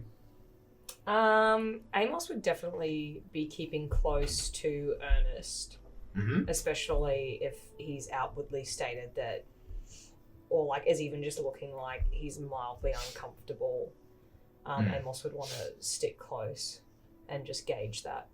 For sure. So you kind of hover up next to... So at this point, Evalyn's closer to the ground, about 2 meters off the ground. You guys are still about, I think it'd be like 20 meters up. You know what I mean? Like in the trees. What about Reggie? What would you have me roll to sort of... Like, he wants to investigate the area, but knowing nature and animals to see if there's any... You know, a lack of bird sounds or bugs or anything like that. Okay. Obviously, because you've got intuitive, you can spend the adversity point to do that. Would that be? I think that would be a new expenditure of that. Yeah. So if you want to do that, you can. That's what I'd be doing. You hover down maybe slightly below like Amos and Ernest to like try and get a game plan of like what's going on, and you open your senses up, and you start perusing and scanning the landscape. It's very, think the Forbidden Woods, Harry Potter, lots of rolling bits, you know, where the tree roots and the ground's eroded and it's become like lots of caverns and stuff. There's definitely some like pockets of like stagnant water because like it's rained recently towards the tail end of the year, and there's been some pockets of stagnant water and stuff. But wet soil means tracks, and tracks stand out to you. So you examine and you can see very, especially with the expenditure of your adversity token for this, very obvious and clear slithering patterns through particular curvatures of the woods. How big? You're estimating by the width of the girth, the width of this nope rope kind of body shape. And by where there's some stops and starts, and by the size, you're giving an estimation. It's like maybe 6-7 meters long. Long. Big. And I would say with that as well, you don't have any collection in your brain of a slithering beast that naturally grows to that size. Like, you know, not like in this area, like not in England. Yeah. Being my idea of teaching and stuff, would anything like a basilisk or a large worm of some kind come to mind anywhere else? I would say because the Harry Potter version of a basilisk, like, because a basilisk in D&D is very different, so I don't know like whose terminology of what, but let's just say in the expansive magical snake-like creatures, they are very common in some European countries, so like Greece and Italy and all that sort of stuff. But here in England, no, you're generally thinking more creatures with legs, because the landscape's very bumpy and hilly. So you're looking at like giant lizards, almost like Komodo dragon-esque kind of things. Again, water spirits, kelpies, bears, all that sort of shit. So one other thing, while I am in that area, the two thoughts. So the original thing I said, like, are there other bird sounds or bug sounds, or is it eerily quiet? It is eerily quiet in this pocket of the woods. And if I look around where those marks and stuff are and are leading and have come from, is there any remnants of fur, scales, skin? I would think if you wanted to find that, you'd have to be on the ground and you'd have to make a brains check for it, I think. I would get, at that point, then I'd probably get on the ground and... So you touch down, so you pass Evalyn, and your heavy combat, like, goth boots touch on the fucking soil with this David Bowie looking check. ass. Alright, what am I trying to do? I've got to do 6 here. I'm going to say... Hang on, let's have a look here. No, because that's more spell stuff. Let's go... It is kind of your thing. I'm going to say... Do you add anything to your D6? No, okay, so it's just D6 flat. Let's go... I'm not a smart man. I'm also going to say... Can I Oh, yes? follow? I'm not going too low. I'm like still at least Above a Evalyn. story above. About 5 meters, yeah. Yep. But I want to be able to help out where I can using the loyal trait. Which is what? Each of the adversity tokens you spend to help your friends gives them a +2 instead of a +1. Okay, so I'm happy to, depending on the results of the roll, because I don't believe it states that I need to decide beforehand. It doesn't.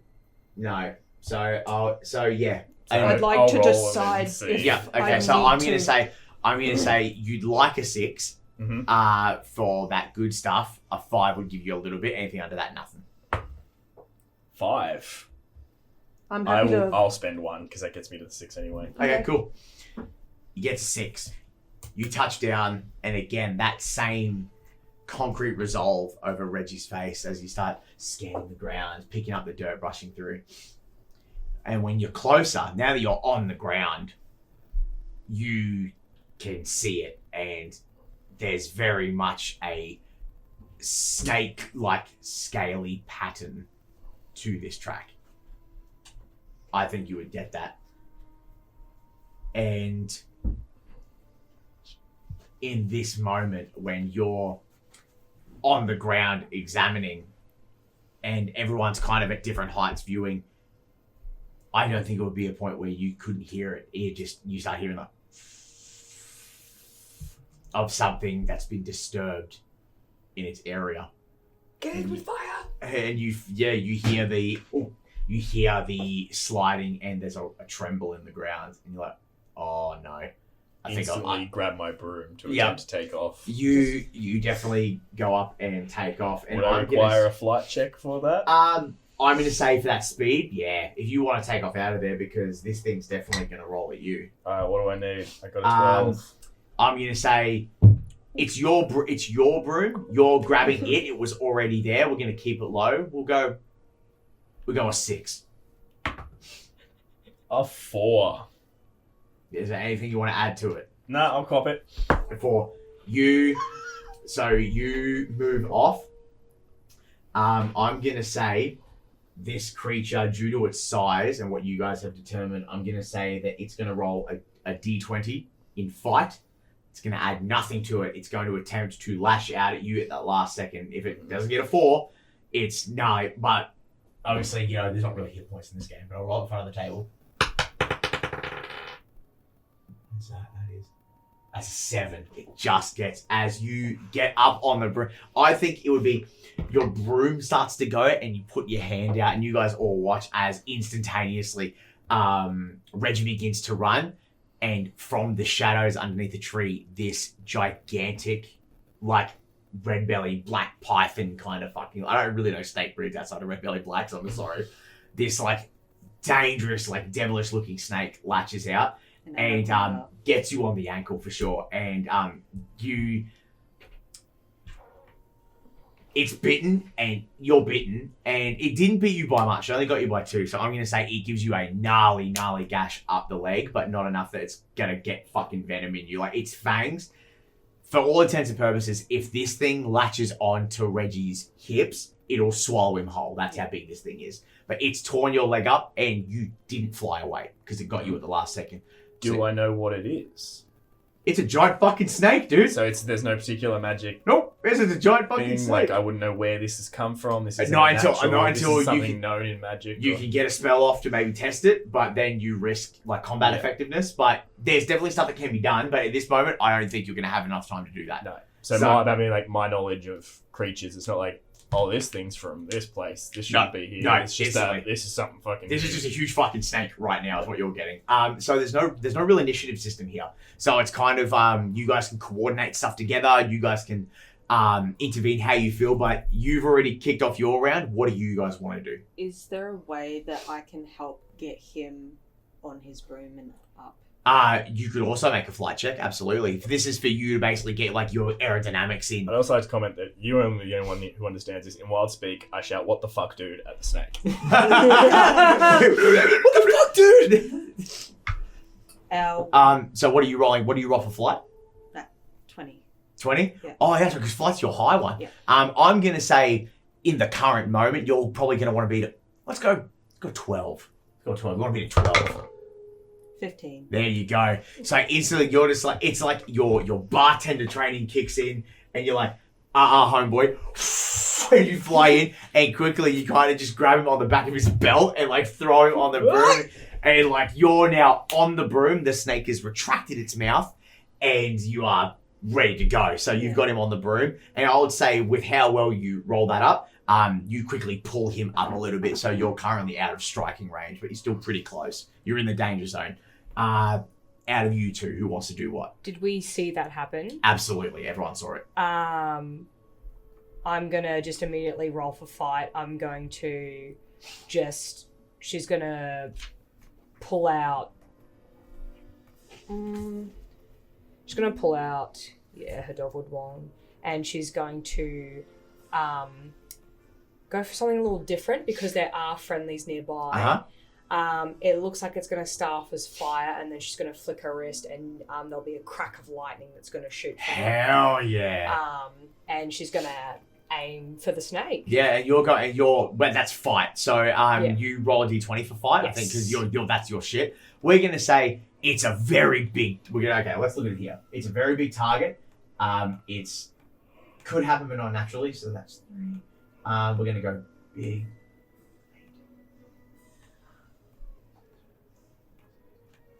Let's go. DC 10. DC 10. Oh, smoked 23. What did you get on the die? 17. Oh, fucking hot, dude. So as you guys clear out, for a moment, everyone looks and you see like the hairs on your arm begin to stand up and you just go, fuck, here we go. Quickly veer your brooms out of the way and just out of nowhere, as like this bolt of lightning, like it leaves the tip of your wand and then triples in size on the way out. Like, what was it the DC at? DC 10? Yeah. And you beat it by 10 or more. It was 23. Fucking crazy. I'm going off my little chart here. It should have gone higher. by 10 or more. We all learn from this. We all learn from this. We're learning. We're learning. Okay. With your intent, was your intent to kill it? Yes. Okay. As quickly she looks like she's trying to kill it as quickly as possible. She looks quite frantic about it. With a plus 10 to that, like over the threshold that I set, you exceed the threshold by 13. It's huge. The lightning, as this snake lunges forward in slow motion, this time going for Evalyn, you shoot the lightning down its throat, and you watch, like, you guys see it up close as the lightning bounces between, like, its fangs and starts rupturing down its throat and starts smoking out, like, the fleshy gullet, and you've severely fucked it up. Like, it's basically, like, it couldn't take another one of those for sure, but obviously, like, hit points and stuff are a bit wibbly wobbly, but it is a giant fucking snake. But you have severely fucked it up. Like, it couldn't take another one of those. Delicious. Anything else? No, I'll let Ernest. Drop on it. And just off the broom. Just drop on it. You just turn the broom upside down and then just Let drop? go of the broom. Yeah. Broom. What happens mid-flight? So he's seen the lightning strike go off. It's gone down its throat, so he's under the impression Evelyn's still going to get the nom. He's just trying to close the mouth. He wants to land on it and drop the cunt. Okay. Some folks are born. What? Ooh, the red, white, and blue. Oh my god. Free bird. Hell yeah, dude. It's Ernest. He's tiny. And then about halfway down, it's In his overalls. It's like there's a tree branch. Ernest. Not Ernest anymore. Massive creature of black shadowy mass with a wolf skull and antlers about 6'6" tall. I think for anyone who doesn't see the transitionary period between the large oak branches and stuff down, the only thing you hear as the mentality swaps in your voice is a very hefty finally. And Is that a fucking Wendigo? you kind of just go and pop the snaps off your overalls and kind of and like nudie your way out. But they don't turn to short shorts for him. like little stretchy pants. You definitely got stretchy biker pants underneath. They're And little like as fucking briefs, but they're Ernest- like universal. Yeah, Ernest floats through the air, and at first you think it's like, oh fuck, Ernest has fallen off the broom, and you hear the cracking and snapping of what you assume is branches, and you realize it's not branches. It's the part of his ribs have now inverted and are sticking out his back as Ernest's spinal column begins to elongate and stick out what remnant bits of human flesh he has with like the smoky black fur off, and you fly through the air and land on top of this fucking giant snake, and I'll get you to make it's going to be an opposed fight roll. The snake doesn't get to add anything because it's just a fucking snake, but it's rolling a d20, so you I get... can't use brawn? Oh no, it'd be brawn. No, it would be brawn. Yeah, I lied. Brawn. So if he's going to be Just brawn, drop it's him. going to be a d12, I think. We're going to set... Oh, it's opposed, so it doesn't matter. So just roll and we'll see what happens.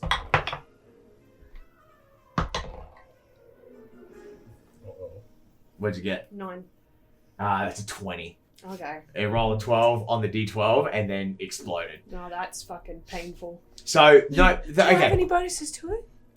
Not to brawn. So you drop, and here's the thing. You land on it and definitely fucking knock it off the flight path, but you don't get to close its mouth in No, time. that's fine. So It's off you the hit the flight deck, path. and all of a sudden you guys are watching as, for you two, you didn't know Ernest could do that, but for you it's something you've seen several times in your tenure. He's pulling at the his school. form out. He's pulling his horns out. And this long-limbed wolf skull, deer antler, skinwalker stands before you all, and you realize with a little pair of briefs on, is That's just metal as fuck! He gets to the bottom. He fumbles the fucking grab, but he roars in success at the comment. He fought with the bag. But But it's in wild speak and it's fuck yeah! Fuck yeah! we're gonna move to the snake is now going to attempt to bite you. Yeah. So I believe we predetermined, because there's no real hit points here, but because you guys are teachers, you can fail 3 harmful opposed rolls before you are incapacitated. And then if you are, they have to land the killing blow, which is a final attack to basically end your life. So realistically, you've got 4 hit points if you think about it. So he's going to attempt to fight. I'm going to say he's going to attempt to use, it's going to do a d20 fight roll with no modifiers. You're going to make a flight roll to determine if you can dodge out of the way. Opposed. Hey! 21. Not with a 3. So this thing rears up and launches out, and you just quickly just go get the and fucking slap it out of the air like this big hooked fucking like skinwalker claw, slash it across the face, and it's like its long fucking tongue. It's still smoking out like its nostrils and throat, and there's like bile, like coagulated fried blood coming out of its mouth. I'm gonna say you falling off the broom is going to be pretty substantial for you, so we're going to go back around the table and we'll come back at you last. So who wants to do the next move? Any plans? I might take, like, all you'll hear, the wand comes out, there's a, of the potion bottle, doesn't even have to grab it, just the motion of the potion. Motion of the potion! Yeah, from the wand is basically flowing out, and then it just kind of, like, flicks to the snake, and it's going to be, like, an acidic potion. It's going to be like this yellow, like toxic looking thing, just to test the bounds of what it hurt, like what hurts it and what doesn't. Because there's some, you know, snakes and stuff like that, and like creatures and stuff that don't get affected by poison in magical worlds. So, no, yeah, absolutely. What kind of roll would that be? I would like to think that would be a fight roll. I think because that you're attacking it with, even though it's a potion, you're attacking it. So roll fight. You're gonna set it's a big target. So, it's a big target. So the area of effect realistically isn't that big of a deal for you. It's gonna be instantaneous. And yeah, so I'm gonna say, what do you roll for your D10. I'm going to set that for you. That's going to be just straight down the middle, difficulty of 5. Yeah. I think. So that is 10 all up. 10. Hot damn. So you succeed by 5. So you almost get to whip the acid like it's an extension of the wand. And you guys watch as the flame, like the liquid, extends like a whip, and then it leaves the tip of your wand and follows through like a sinking missile. And it lands across the snake, and like, is there a particular area you would have shot for it? Like its eyes or its mouth, or just the scales? Probably like its face area. For sure. Yeah. I think with by 5 or more success, you land it across like one of its eyes and its nostrils, and this thing goes fucking ballistic because they can't see anyway. They feel by reverberations and by scent, and you've knocked out like 50% of its fucking thing. And the fact it fucking hurts, it's burning. So it's going insane, and there's a moment where like it rears up, and even like Ernest in his 6'6" is like, "Oh, whoa, hold on here, what's going on here? hold on." But you've definitely given it can't take much more. It's pretty fucking cooked by this point. So who wants to do what now? I pull out my wand. And I'm going to attempt to cast some kind of like taming, calming charm. That's gonna be spellcasting with charm. I think. I don't think that's gonna be fight. That's charm for sure. So you roll d20 for charm, right? Because you're a charismatic motherfucker. I'm gonna set that reasonably high because it's in that heightened state of fight. So I'm gonna set it. We're gonna go DC 16. I think. Come on. Oh. Nah, that's a total of 11. 11. Take adversity token for that failure. You also have to take an adversity token for your failure. Do it. Thank you. You feel the magic leave, and you're like, this is a slim chance, but I'll give it a whirl, and you shoot it off. It's too aggro. It's in too much pain. The charm effect would have made sense if it wasn't already injured, but it's bleeding. It got electrocuted through the mouth, and acidity on the mouth, then the nose. He tore up my leather pants. I'm staying away from fighting it. Like, My bulge! Oh, my phone's gonna die. I've been using it for pocket bar. Oh no! When the music suddenly changes, you know why. So we'll just turn this off, I think. If I can. Sorry, fam. I didn't charge my phone before I left. Are you okay for have another crack at it? Yeah. Yeah, but alright. I'm last in this official initiative order. I think that's fair. You dropped from space. Yeah. Amos is gonna panic when she sees that kind of like what's happening is like making it angrier.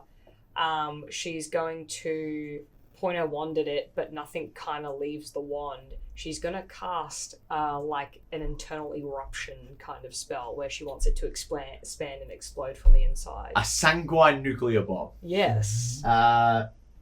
Okay. That's gonna be, again, it's gonna be fight.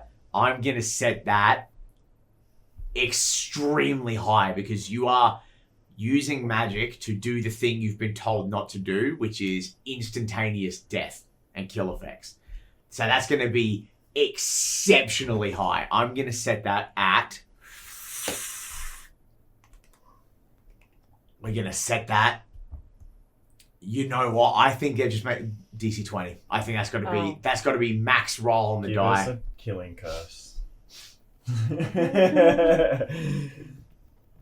don't really know about that. But fight's your highest, right? Yeah, but it's still a DC 20. Yeah, but do you get any bonuses on your brew?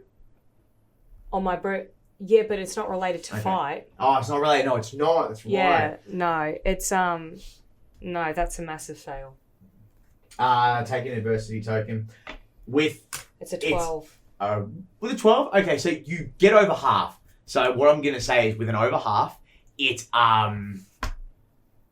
coagulant that's coming out of its mouth begins to harshen and become more aggressive. You guys are teachers, you're masters at what you do. So you've definitely given it some insane fucking harm. It's not a complete failure, it's not a complete wash, but you've definitely done more. But by this point, I think it's stopping flailing about, and it's kind of like, what's the term when an animal knows there's a term where an animal knows it's on its deathbed, so it kind of just like shrivels up and like kind of lets itself die. Death throes, that's what it is. Death throes.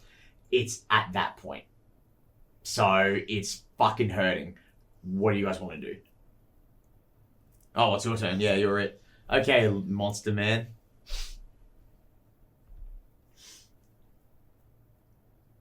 Come on now. Can I just sock it in the head?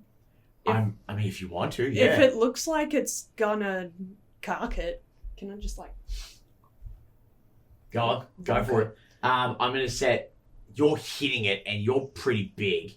It's bigger than you, but you're pretty big. It'd be a fight, not a brawn. Fight. Yeah. Because you're punching it. Just sock it. Socking it, I think using physical violence, I think is much different. So it'll still be pretty high though, because it is a big monster. Let's go DC 15. That's highly unlikely. Not happening. What's your fight on as your... My fight is a D8. What's your highest? I was forced to take flight, and brawn is my biggest. As your Wendigo form? Yes. Didn't we say that it had to be, your highest stat had His to be fight? buff and his speed. Right. Not his ability to fight. I think we might have misconstrued something on that. We might have to adjust that for the next one. That's okay. I'm going to say, you know what? On a D8, do you get any bonuses to that whatsoever? Does anyone Only want to magical ones. Does anyone want to spend adversity tokens to get it to 10? Can we spend ours on Yes, you someone can. else? I'll But allow it to trade only it off. equals to 1. That's why mine is the 2 because of the loyal, but that only applies when I'm Ernest. How many? What did you score? I rolled a 6. And need. You To said get it, 10, you need you- 4. so you've put it down to 10, not 15. I think so. 15 would have Well, been enough to help. the insurmountable killing shot. I'm going to put it at 10.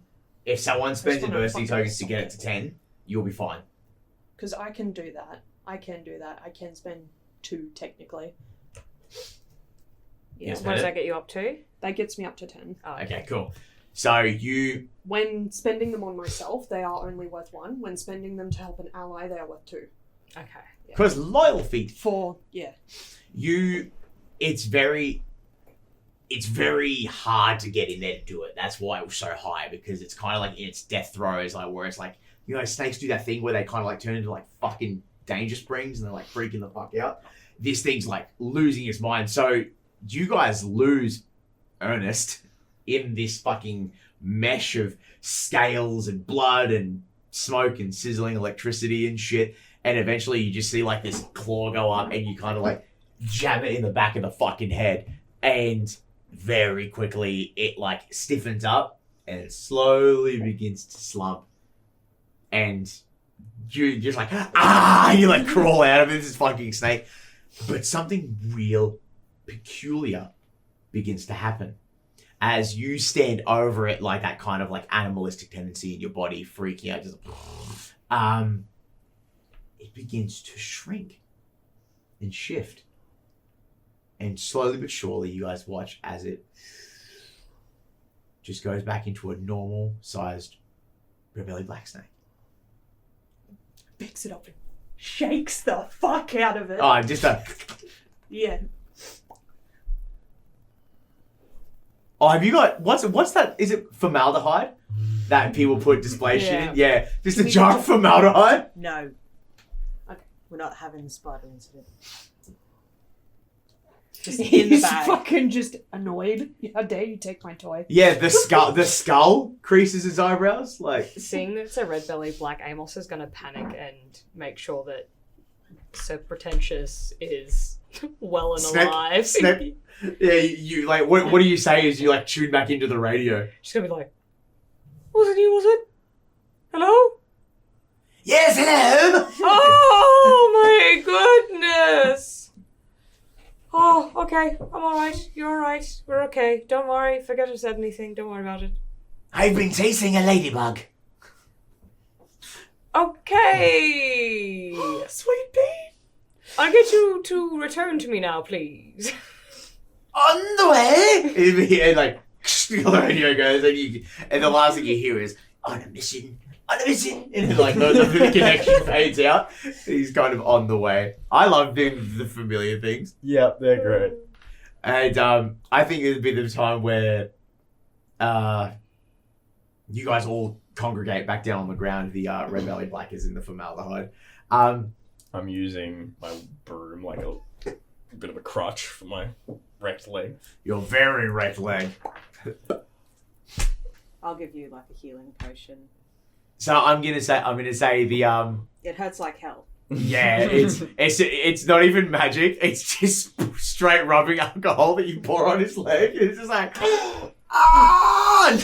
the camera pans out and a bunch of the birds that were even further away like fly away and scream into the woods like He reaches into his really puffy shirt he's got that's like half open, pulls out a joint. That fucking hurts. I can't imagine it acts like when Ron gets splinched and Yeah. it like bubbles up and like Yeah. slowly starts Splinched? to. Remind what? Huh? He gets when they're traveling, he gets splinched and like there's a big like gash on his shoulder, and then Hermione like pours shit on it and it bubbles up and it like starts to slowly. Yeah, Stitch it basically the skin back rejoins together. the muscle and the skin and all that sort of Right. stuff. Yeah. It like Okay. hurts like hell, but yeah. So the way the potions work is even if they're pre-prepared, which we know you do, it still has to be a snap decision roll. Yep. So what I'm gonna do is Are you gonna melt my foot off here? it'll be different. So Pavana. if Evalyn rolls high enough, it'll basically just work instantaneously. If she doesn't, it'll just be it'll be like you've got to go see Nurse Dot. Yeah. Like Nurse Dot's got to do some shit to it. So, but I'm gonna let you assign the statistic. So, what do you think it would be? Do you think it would be brains roll for a pre-done thing, or you could put it down to? No, actually, you know what? Because it's not. I'm going to say go brains, but it'll be a really low DC. What's your dice? 4, D4. Do you have any bonuses to that whatsoever? +1. But I can spend adversity tokens. I'm going to say in this moment, you want a 4, realistically. You'd want a 4. That'd be preferable to Well, work instantaneously. If A that's 3 would get it just over the line. A 4 would be perfect. If that's the case, then I'm going to cool under pressure. You may spend an adversity token to take half of your dice value, so that gives me 2. And then I'm also going to use another one. So each adversity token you spend during a check adds a +2 instead of a +1. So it gets me 4. Well, there you go. And So, then I've also got the +1 on top of that, so 5. so it doesn't even matter what you roll by that point. You just be fucking on it. There, straight there you go. And you were worried about playing it. You got it on lock, mate. Yeah! Ooh. That fucking was so. There was so much power behind it. But no, that straight up. So you're just like, no, this is gonna work. Fuck you guys. And you basically grab Reggie by the leg. You're like, shut up, and you just pour it on there. And for a moment, it fucking burns this like necro fucking green. You're like, oh, I might have got this wrong. And your leg begins to like fucking, and just ever so clearly, the skin just goes, yeah, it's got shiny sparkles. Good as new, mate. That's fucking impressive. I'm gonna grab out my wand then and try and cast some basic spell to fix up the leather pants. That's gonna be, that would be a,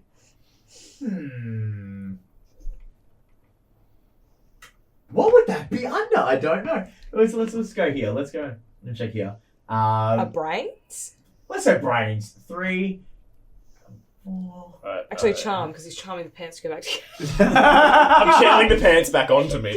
The charm is for slick talking. How dare you? I wanted to do it too. I was like, that sounds so normal for him. That would be really loud. So we're gonna set the DC. What do you roll for? 6. Brain? 6. Let's set the DC at 4. 2. 2? No, pants do not fix. No, I say it begins to, but It it's rips almost further. yeah. You go to stitch again, and you're like, fuck yeah, I've got this in the bag. Like higher up the leg. I really like these pants.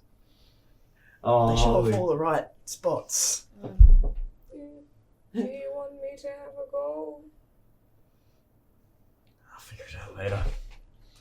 Flash cut to the fucking lightning bolt. Like, no, thank you. It just takes the scissors out of the bags. Speaking You like of short pants, shorts, yeah.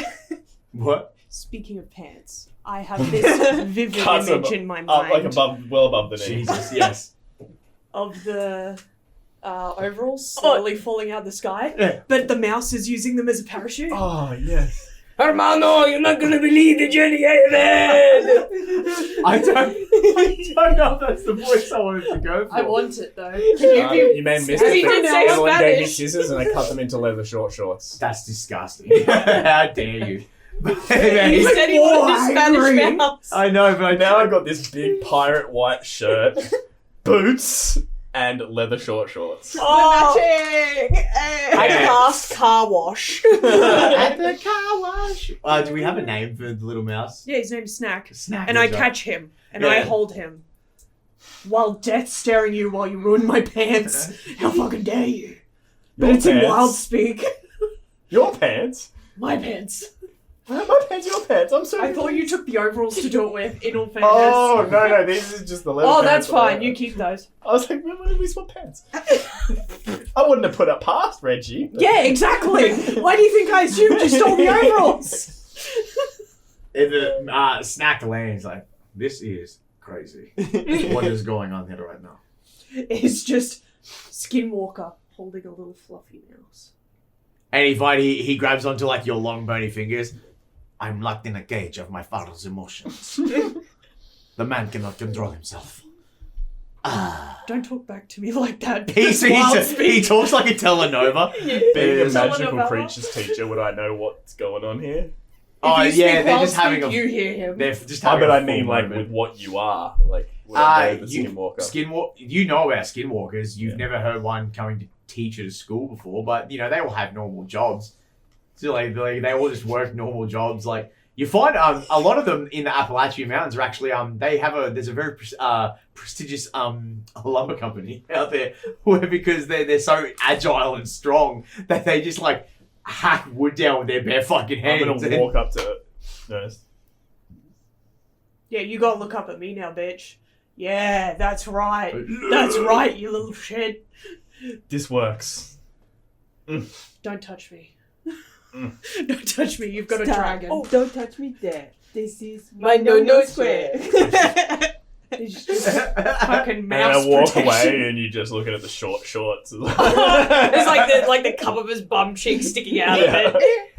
And the whole time, I hate that you're my this- best customer. I don't fuck customers. This fucking interaction's going on.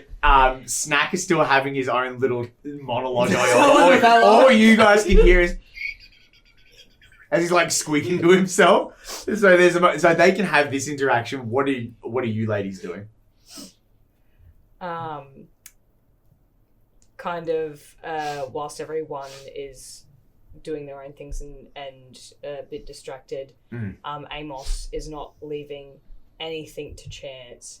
She's gonna flick her other wand and she's gonna try and incinerate the snake. She doesn't want it like growing big again or doing something fucking weird. So the snake is in the formaldehyde jar on Evalyn's pocket. That's right. I'm gonna say, but there's context for this because you are a studious wizard. You definitely could boil the formaldehyde to a point where it's in like a leather kind of carrying strap thing, I would say. And I would say you'd be smart enough carrying hot liquids. They'd have little canisters. I would say there's definitely a chance where you could do that. Would you make it obvious to everyone? Like, would it be an obvious thing? I or would wouldn't you do it. I wouldn't do it on the sneak. I'd approach Evalyn. Okay. I really don't think we should be we don't know what it is. I think we should destroy it. It's killed a student. Nope. Study it. After it's killed a student, we need to destroy it. Correct. Also correct. Me personally, I want to know how it got that big. Who made it that big? It could just be one creature that it's targeted to make that size, and it could be something or someone else behind the scenes. It still killed a student without eating them. There's more to this. Mm-hmm. Proof that we caught the creature.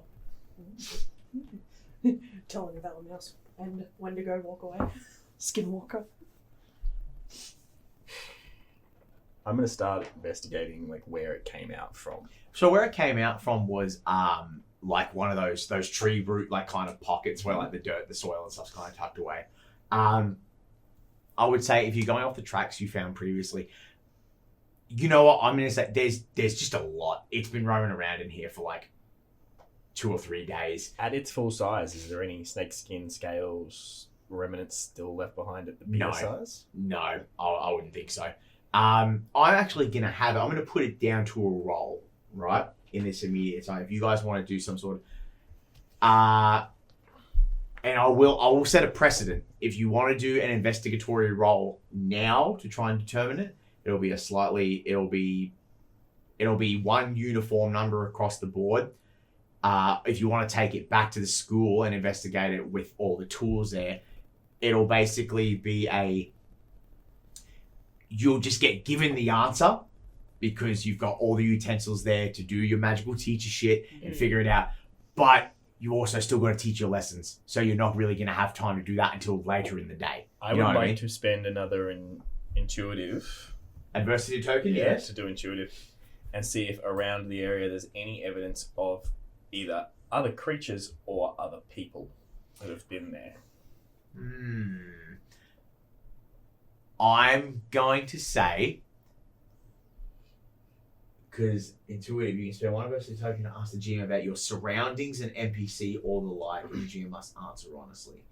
I'm going to say you've got to pick one, the creature or people.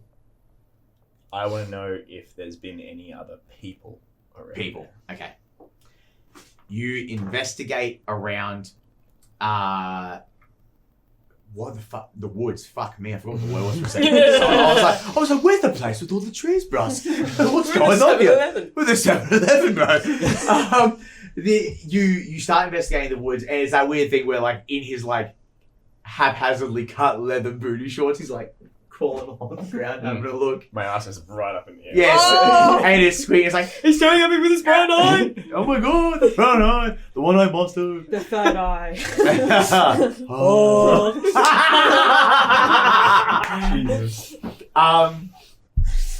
And I think when you get around there, there's no trace of people here. No. No. This thing, you definitely know, this thing kind of fucked around and came here of its own accord and kind of just nested here because it was where it was big enough. It was a big enough space for it to nest. Mhm. You can't find any people. No. Cool.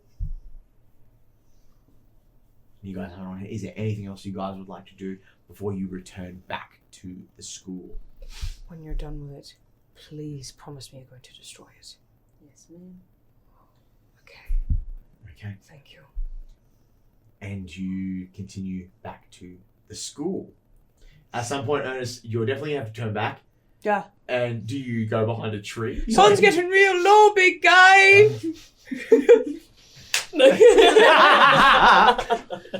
Don't mock me. No.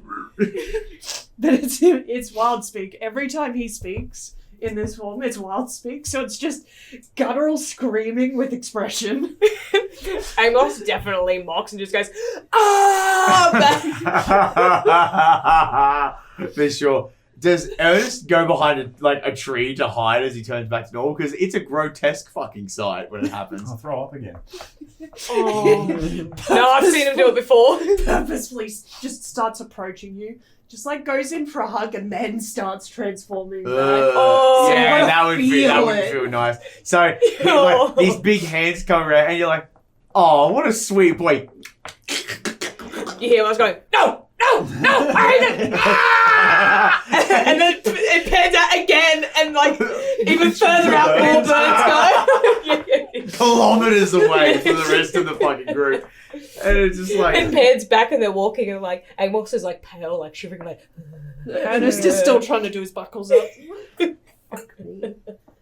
Puts the mouse back in. my Can someone favourite get my spot to be. broom?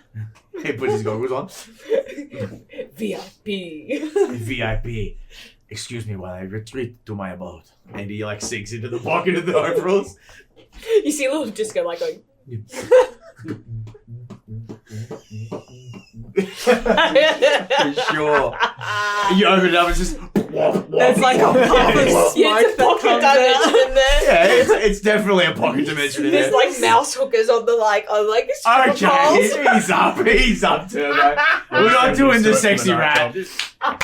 We're not doing the sexy rat. Is that? What do you mean? Louis the sexy rat. This is a mouse. I didn't say it. I heard it. I'm You not sure guys, what I heard. Louis is sexy rat, this is a mouse.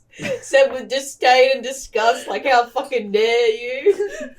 yeah, I'm gonna put that in our context here just to say Oh, fucking hell.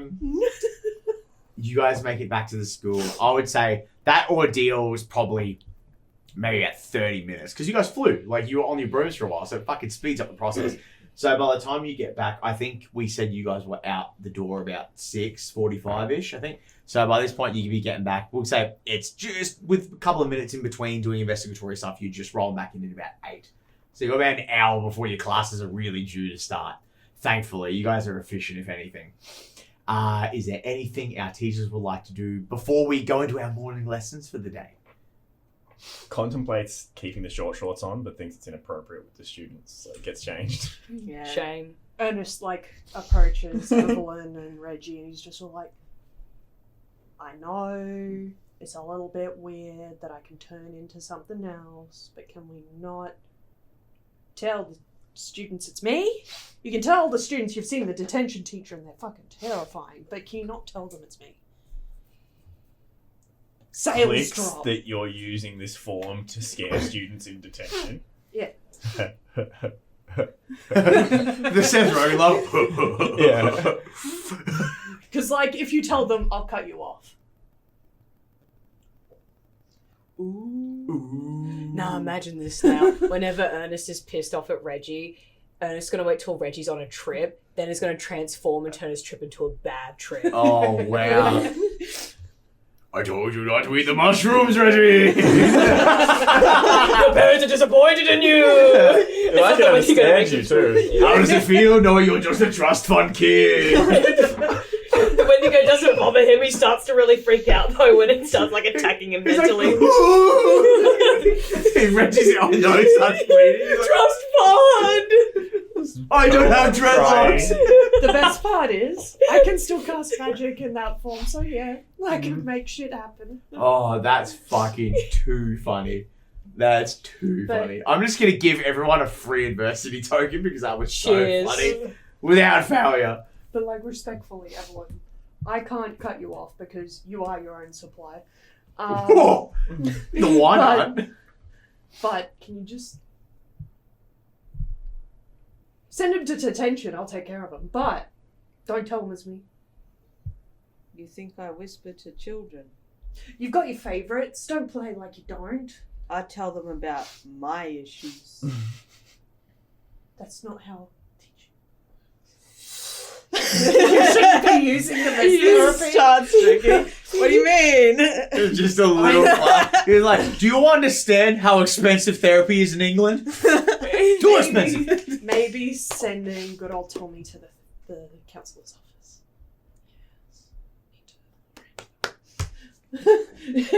Jesus Christ. No, No, not my little not traumatized my info Tommy. dump. Thomas, the tank engine. Thomas the Dank Engine. Tank engine. But aside from that, what are we doing with? Are we taking it straight up to the headmistress? The wee little, or are we gonna go sleuthing a bit more in our own time before we drop it off with the Miss whatever the fuck?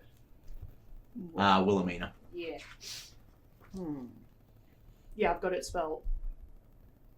Oh, Mrs. Really Abbott, bad. if you want to call her. Mrs. No, Abbott. it's Wilhelmina because it's Will-A-Mina Wilhelmina. Yeah. in my book. I mean, we should probably bring a full case to her, right? It can't hurt, surely, doing the research you need to do and then bringing all the information in one go. Because then what if we bring it and then they go, we're going to do the investigation on it, and then they take it from us? That's true. But at least giving her the heads up that we've. Bonk. Mm-mm. Oh, okay, fair But enough. then they might take it from us. Yeah, fair And enough. then we also don't know what's involved. If we can keep it contained, then we'll know. You're right. Sorry, whenever I change back, it's like I've lost 3 brain cells. Internal monologue. Hey. You don't gain them back either, love. Oh, fuck. There's a Neg split three. moment of silence. There's a split moment of silence, and you get that alternate voice that only takes over when it's out. Just goes, "Hey, hold up! You just called me a fucking idiot." We have to share this, you know. It's not my fault you decided the fucking gym was a better idea. Can you imagine? Just a skinwalker going to the gym. Damn. Damn. God, he's so sinewy. But you guys, is there anything else anyone leaves with the group before we? So, am I hearing correct? The game plan is to get, I say, all the info, quote, quote, and then go to the headmistress? Yeah. Or try to get as much information as possible? As we head back in, I'm going to grab Hawk and tell him to circle and watch my animals. Yeah. And keep an eye out for anyone stalking around my animals. For sure, okay. Because Roger there that. definitely was, you definitely didn't have an enclosure like where you had like a black python, No. red belly black in your collection. if You've got the someone's- mystical animals. Growing creatures, I don't want them to get access to things that are already Yeah, for sure. Yeah. Smart move, okay. and things that are on campus. And Yeah, so you send Hawk off, and Hawk ends up, like he has like his own little nest and like post where he gets to hang out outside your shed, and your demountable anyway. So it's easy for him. He basically can just sleep there and fly every morning and just keep an eye, kind of like a protection animal for the farm. So more than happy to do that. That's more easily. And he goes, "Captain, I not let you down. Salute, and fucking like, it flies up into the air. And you just hear, in the back of your mind, you just hear this fucking sick guitar riff that's coming from here. He's like, ah! I just imagine there's this captain's log on the 4th. Captain's log. Order from high command. And he makes plane noises. He's very, it's like, you see the thing, it's like, he must be the spirit of like a British Air Force pilot. It's the only way I got stuck with this fucking dude. Or like an autistic kid that was obsessed with military movies. Yeah. That was me. I was that autistic kid, straight up. Autism rules, man. Fuck yeah. But absolutely, anything else before we all divvy? Alright. No, these ones. That's the teacher's names. I think I had something. Bonya. Yes. Okay. We're going to. So we're going to go 1, 2, 3, 4. Yeah. You. So. How does that always work out?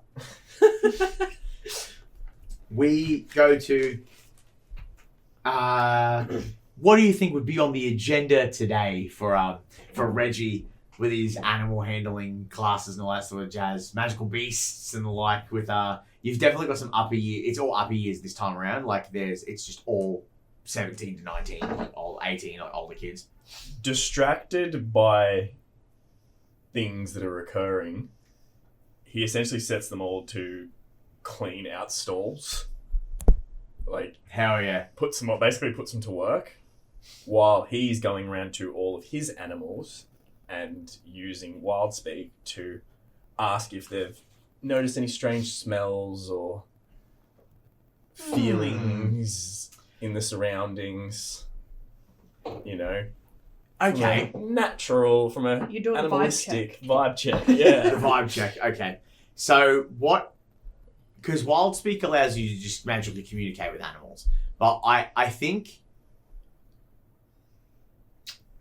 Do I want to put it down to a roll though? I imagine that's why when they're like, "What's this creature called?" All he's like, "Well, he calls himself Tim, but I don't know what the species is called." You know, Yeah, like, he- he just chats to all his He animals. calls himself Doomsayer, the destroyer of fucking worlds, or some shit. I'm gonna say, you know what?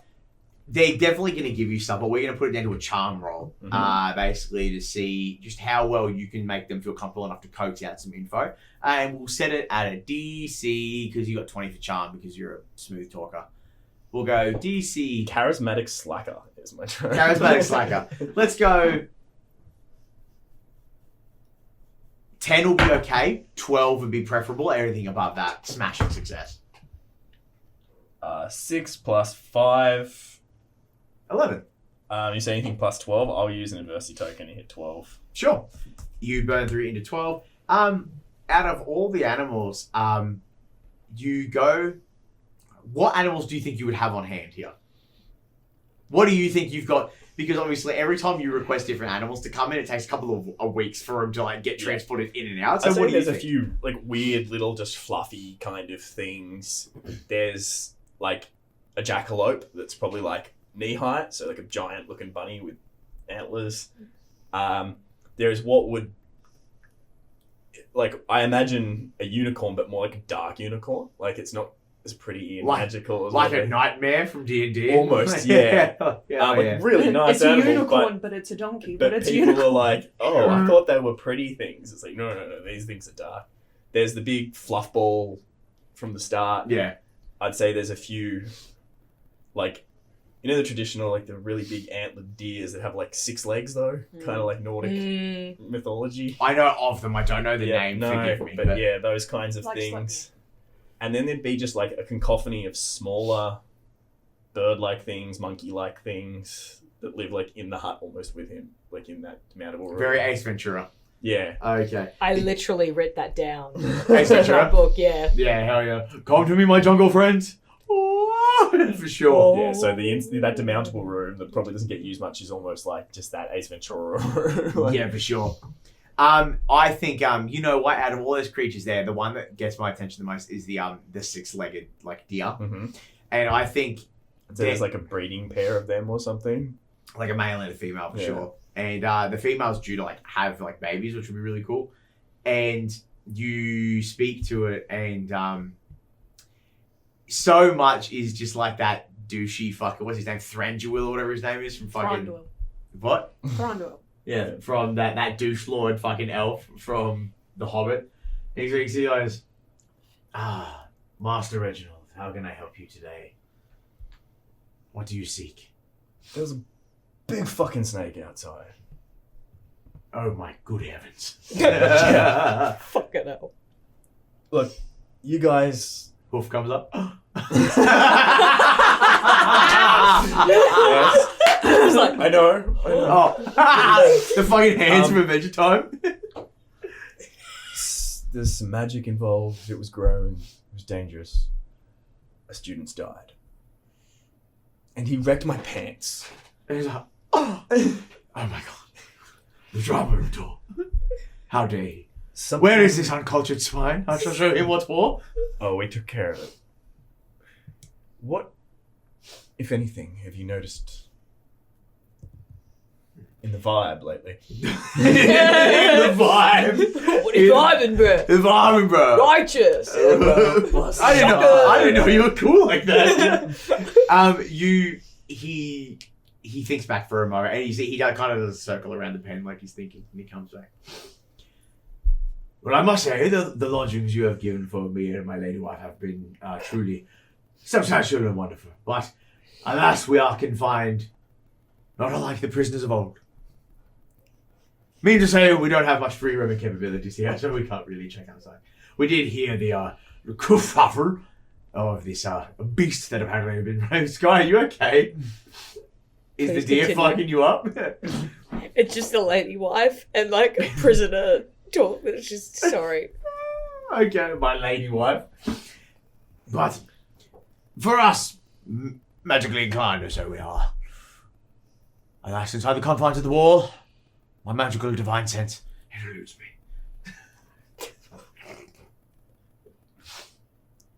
I'd appreciate you keeping those antlers away. I'll talk to the headmistress about getting you some more free roaming around the within the walls. I don't want to lose you Oh, to whatever's out there. I dare say we'd like that very much. I can keep my hoof to the ground and look out for these rapscallions causing mischief. You are a gentleman and a scholar. Thank you, good sir. Now, if you must excuse me, a bale of hay is calling my name. There's a couple of students bringing over like fresh hay bales and And you throw like a fresh bale of hay in, and this over dramatic entity, whatever the name is for it. I'm sorry, I can't remember. let's call it a deer. Yeah, like a deer. Alas, a mere fit for a god, but I am but a man. And begins to eat. He is neither. He is a deer. As I walk away, I say, "I fucking love that guy." We love that guy. We gotta think of a name for this guy. Unfortunately, we rolled the dice and it landed on you. What we'll do now is we'll move on to somebody else, and this will. Monbon, Yeah. Lady Evalyn, you move along and fucking give me a second. Go away, Duolingo. The owl comes for us all. The owl does. It comes He's- for our I'm family. waiting for a giant owl to attack us. I'm not gonna lie. It'll be that fucking tawny cunt. Yeah. We move to your class. What do you think would be on the curriculum? That's the word I've been thinking of all night. I couldn't remember it. What would be on the curriculum for a morning lesson for the potions teacher? I would probably just, since schools are almost over, I know, all exciting and all that, but we're going to go back to the basics today. Everything that you guys learnt at the beginning, just rinse and repeat this whole lesson. And that includes cleaning out all of your containers, all of your equipment, making sure everything's in place. There's one thing you guys cannot forget when you leave this school. Now, hop 2. And then Too sweet. she's basically just going to be there, coffee cup, vodka cup, and just have She's both double of them. parked. And where the desk is, the only way that a student will be able to see what it is that she's doing, it looks like a thing that she's done before in the past where she's been absolutely, utterly tired after a whole shift at night while also working at a school during the day, where she just kind of sits there, makes them do their thing that she knows is going to be safe because they're not learning something new. Yeah. They're going through the old nitty-gritty shit. And It's a so, revision day. yeah, and so she's basically going to sit there with the snake and just try and like think of different possibilities, like what could have, you know, made it grow like that, like what potions allow for that, what spells allow for that, you know, like sort of narrow it down to a group of spells from a wand and potions, and from what she knows in her brain, which are the two, and basically just be like, so these are what are available in both parties. I won't even make you roll for that because you were so explicit on what you were looking for that it just lined up perfectly. You can get the result with both. Yeah. An enlarge reduced potion, or the enlarging reduction spell, which is transmuting shape and size. Either of those are avenues that can be done and can also be done by younger students. Like, that's one of the first things they learn how to do. Yeah. Potions, so you don't have to use your wand to do it, and you can use your wand for other stuff. And spell casting, it's one of the easiest things. Is what they do. They put steel goblets on the counter, and they make the kids make them bigger, and then they make them do them smaller. So she's going to take that information with the potions class and particular classes. They're kind of like what we did in high school, where you kind of like pick what ones you want to do depending on what sort of like witch or wizard you want to be. Electives, yeah. Yeah. So basically going to be like, all right, well, at least I know that if it's either these two, obviously it's going to be quite broad as to how many students would be under those. But it would also be like, well, if it's an earlier student, they might not be able to do it to that scale. Yep. So it might have to be a later student. So that kind of narrows it a little bit. And basically what I'm alluding at is have a group of students potentially, just in case, that could achieve this goal of enlarging the snake to the size that it was. I'm going to say that the idea of like going through like your gradings and being like, what students have an aptitude for it that you could do? Yeah. I think you could do that, but that's going to be something that possibly goes into the evening, into the next day. It'll take a while. It's basically, but it definitely can be done. Yeah, she's going to basically be sitting there, and then when the students are all like, I'm done, it's just like, yeah. Feck off. Yeah. What I'll do is I'll actually send you a very small itemized list, because that can be like your end of day task, because by the time we come back for the next episode, it'll be the next day. So that's what we'll do. I'll send you like a couple of names. You go, oh, these students are pretty good. But as far as you're like, this is what I know, which is potions. Yeah. These are the kids that I think could have done it, Yeah. whether it was accidental or on purpose. But while you're kind of going through the motions, and you've looked at this, and you've looked at the snake and the formaldehyde, it's just a snake. Yeah.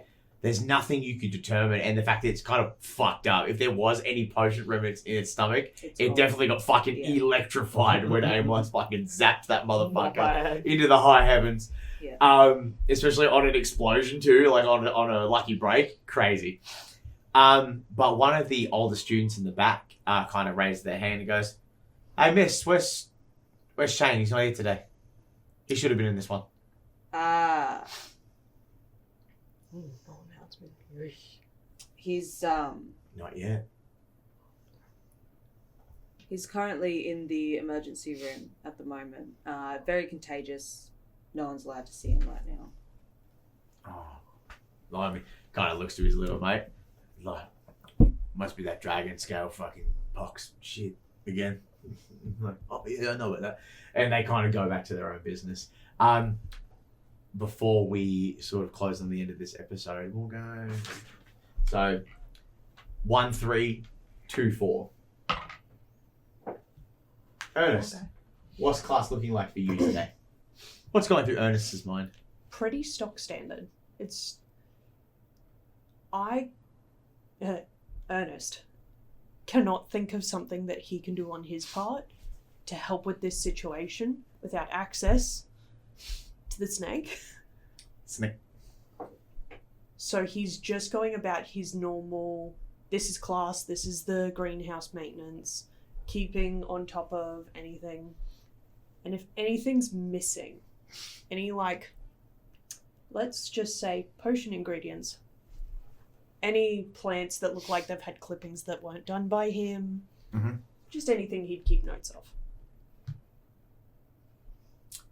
I'm going to put that down to, while you're teaching as well, it's definitely going to be a role while you're trying to do that and keep an eye on the rest of the kids as well. That can just brains, but we'll set like DC 4. Because you roll D8 for brains, or what are you for brains? D10. D10, yeah. Let's say like 4. You're just having a glance around. He's pulling his brains So that's a 10. Yeah, with a 10, you kind of look around and you're observing over the kids' shoulders as you're kind of wondering about having a look. And Over their shoulders from down here. under their arms. Yeah. You definitely see all the living plants, the plants that can snap back and clap back at people that try to cut them, definitely are untouched, thankfully. I would say you go into the supply cupboard where there's the supply cupboard where the harvested goods go, the roots and all that sort of stuff. Like stuff that you would give to Evalyn in that sense, or stuff that students take for assignments, all that sort of shit. And you go in there and you have a gander, and everything seems to be in order, but there's a couple of your supply of, now, fucking heaven forbid, I'm not a witch. I'm an Orthodox Christian man. I don't know how spells work, so don't fucking string me up, right? But I'm just going to say right now that there's a couple of dried mint leaves that are missing. And immediately it doesn't draw a lot of concern for you because mint leaves can be used in a number of actual cooking things. But in the instance where you keep them, they're used for like charms, little charm potions. Not stuff that's full blood I don't fucking... personally use them. No. I keep a steady stash and supply to palm off for ingredients. Yeah, but this is definitely it's stuff that you can use for soft persuasion and all that sort of jazz. So you do notice that a little bit of it's missing. Just a little bit. He just kind of notes that, fuck. Mm-hmm. I don't remember letting anyone in here recently. I feel like he'd be the type of teacher to have a checklist of everything Oh, that a stock student take? or something has Yeah. taken out Mm, that has yeah. got their name on it and how much, by the Yeah. gram. Yeah, by the gram. This guy has scales in every drawer. Yeah. I don't know what you're on about. All of a sudden, there were spices. Fucking oath. So, looking back on it, it is still a classroom that people could probably access when he's not around. But he doesn't... Does he remember letting anyone in recently? Let's go with that. No. So, it's gone missing. Of note, when he notices the mint's missing, he makes sure to subtly check his other stockpile. You go into the definitely not a supply shed. Enter immediate detention. You know what? I feel like you get to the supply door and you kind of just shake your pant leg, and Snack just descends down with a tie rope, and he goes, "I should be back in a jiffy." And he goes, and he gets under the door, and he kind of gets stuck, so his little legs and he pops out, and he's gone for a little bit, and you get that telepathic link. You're like, "My God, it's so bright in here. I need my sunglasses." Put sunnies on it, and you're like, "Ah, that is better. Oh, it looks good from here. Okay." He pops his ass out and then climbs up the leg and just sits on your shoulder. I imagine with like the detention thing, if any student tries to open up the door, they like open it and all of a sudden they're in detention, they're like, oh. Permanent charm. Yeah. Straight to the dungeons. Yeah, the detention room definitely is sub-level. No windows, no light comes through. Like, we're like damaging these fucking kids. But yeah, that's what you get. You got to write lines. And then lastly, we go to Amos. What would your lesson look like today? She will come in and kind of see that like the students are kind of like bustling as per normal. Mhm. And she'll seem like a bit like perturbed that like an announcement hasn't been made yet. Yeah. And she'll have a bit of a look around. And then she is going to, I think, what would it roll under to do like a mirage of herself where they could both act independently but like one's on autopilot? Oh, like simulacrum, like Yeah. D&D style.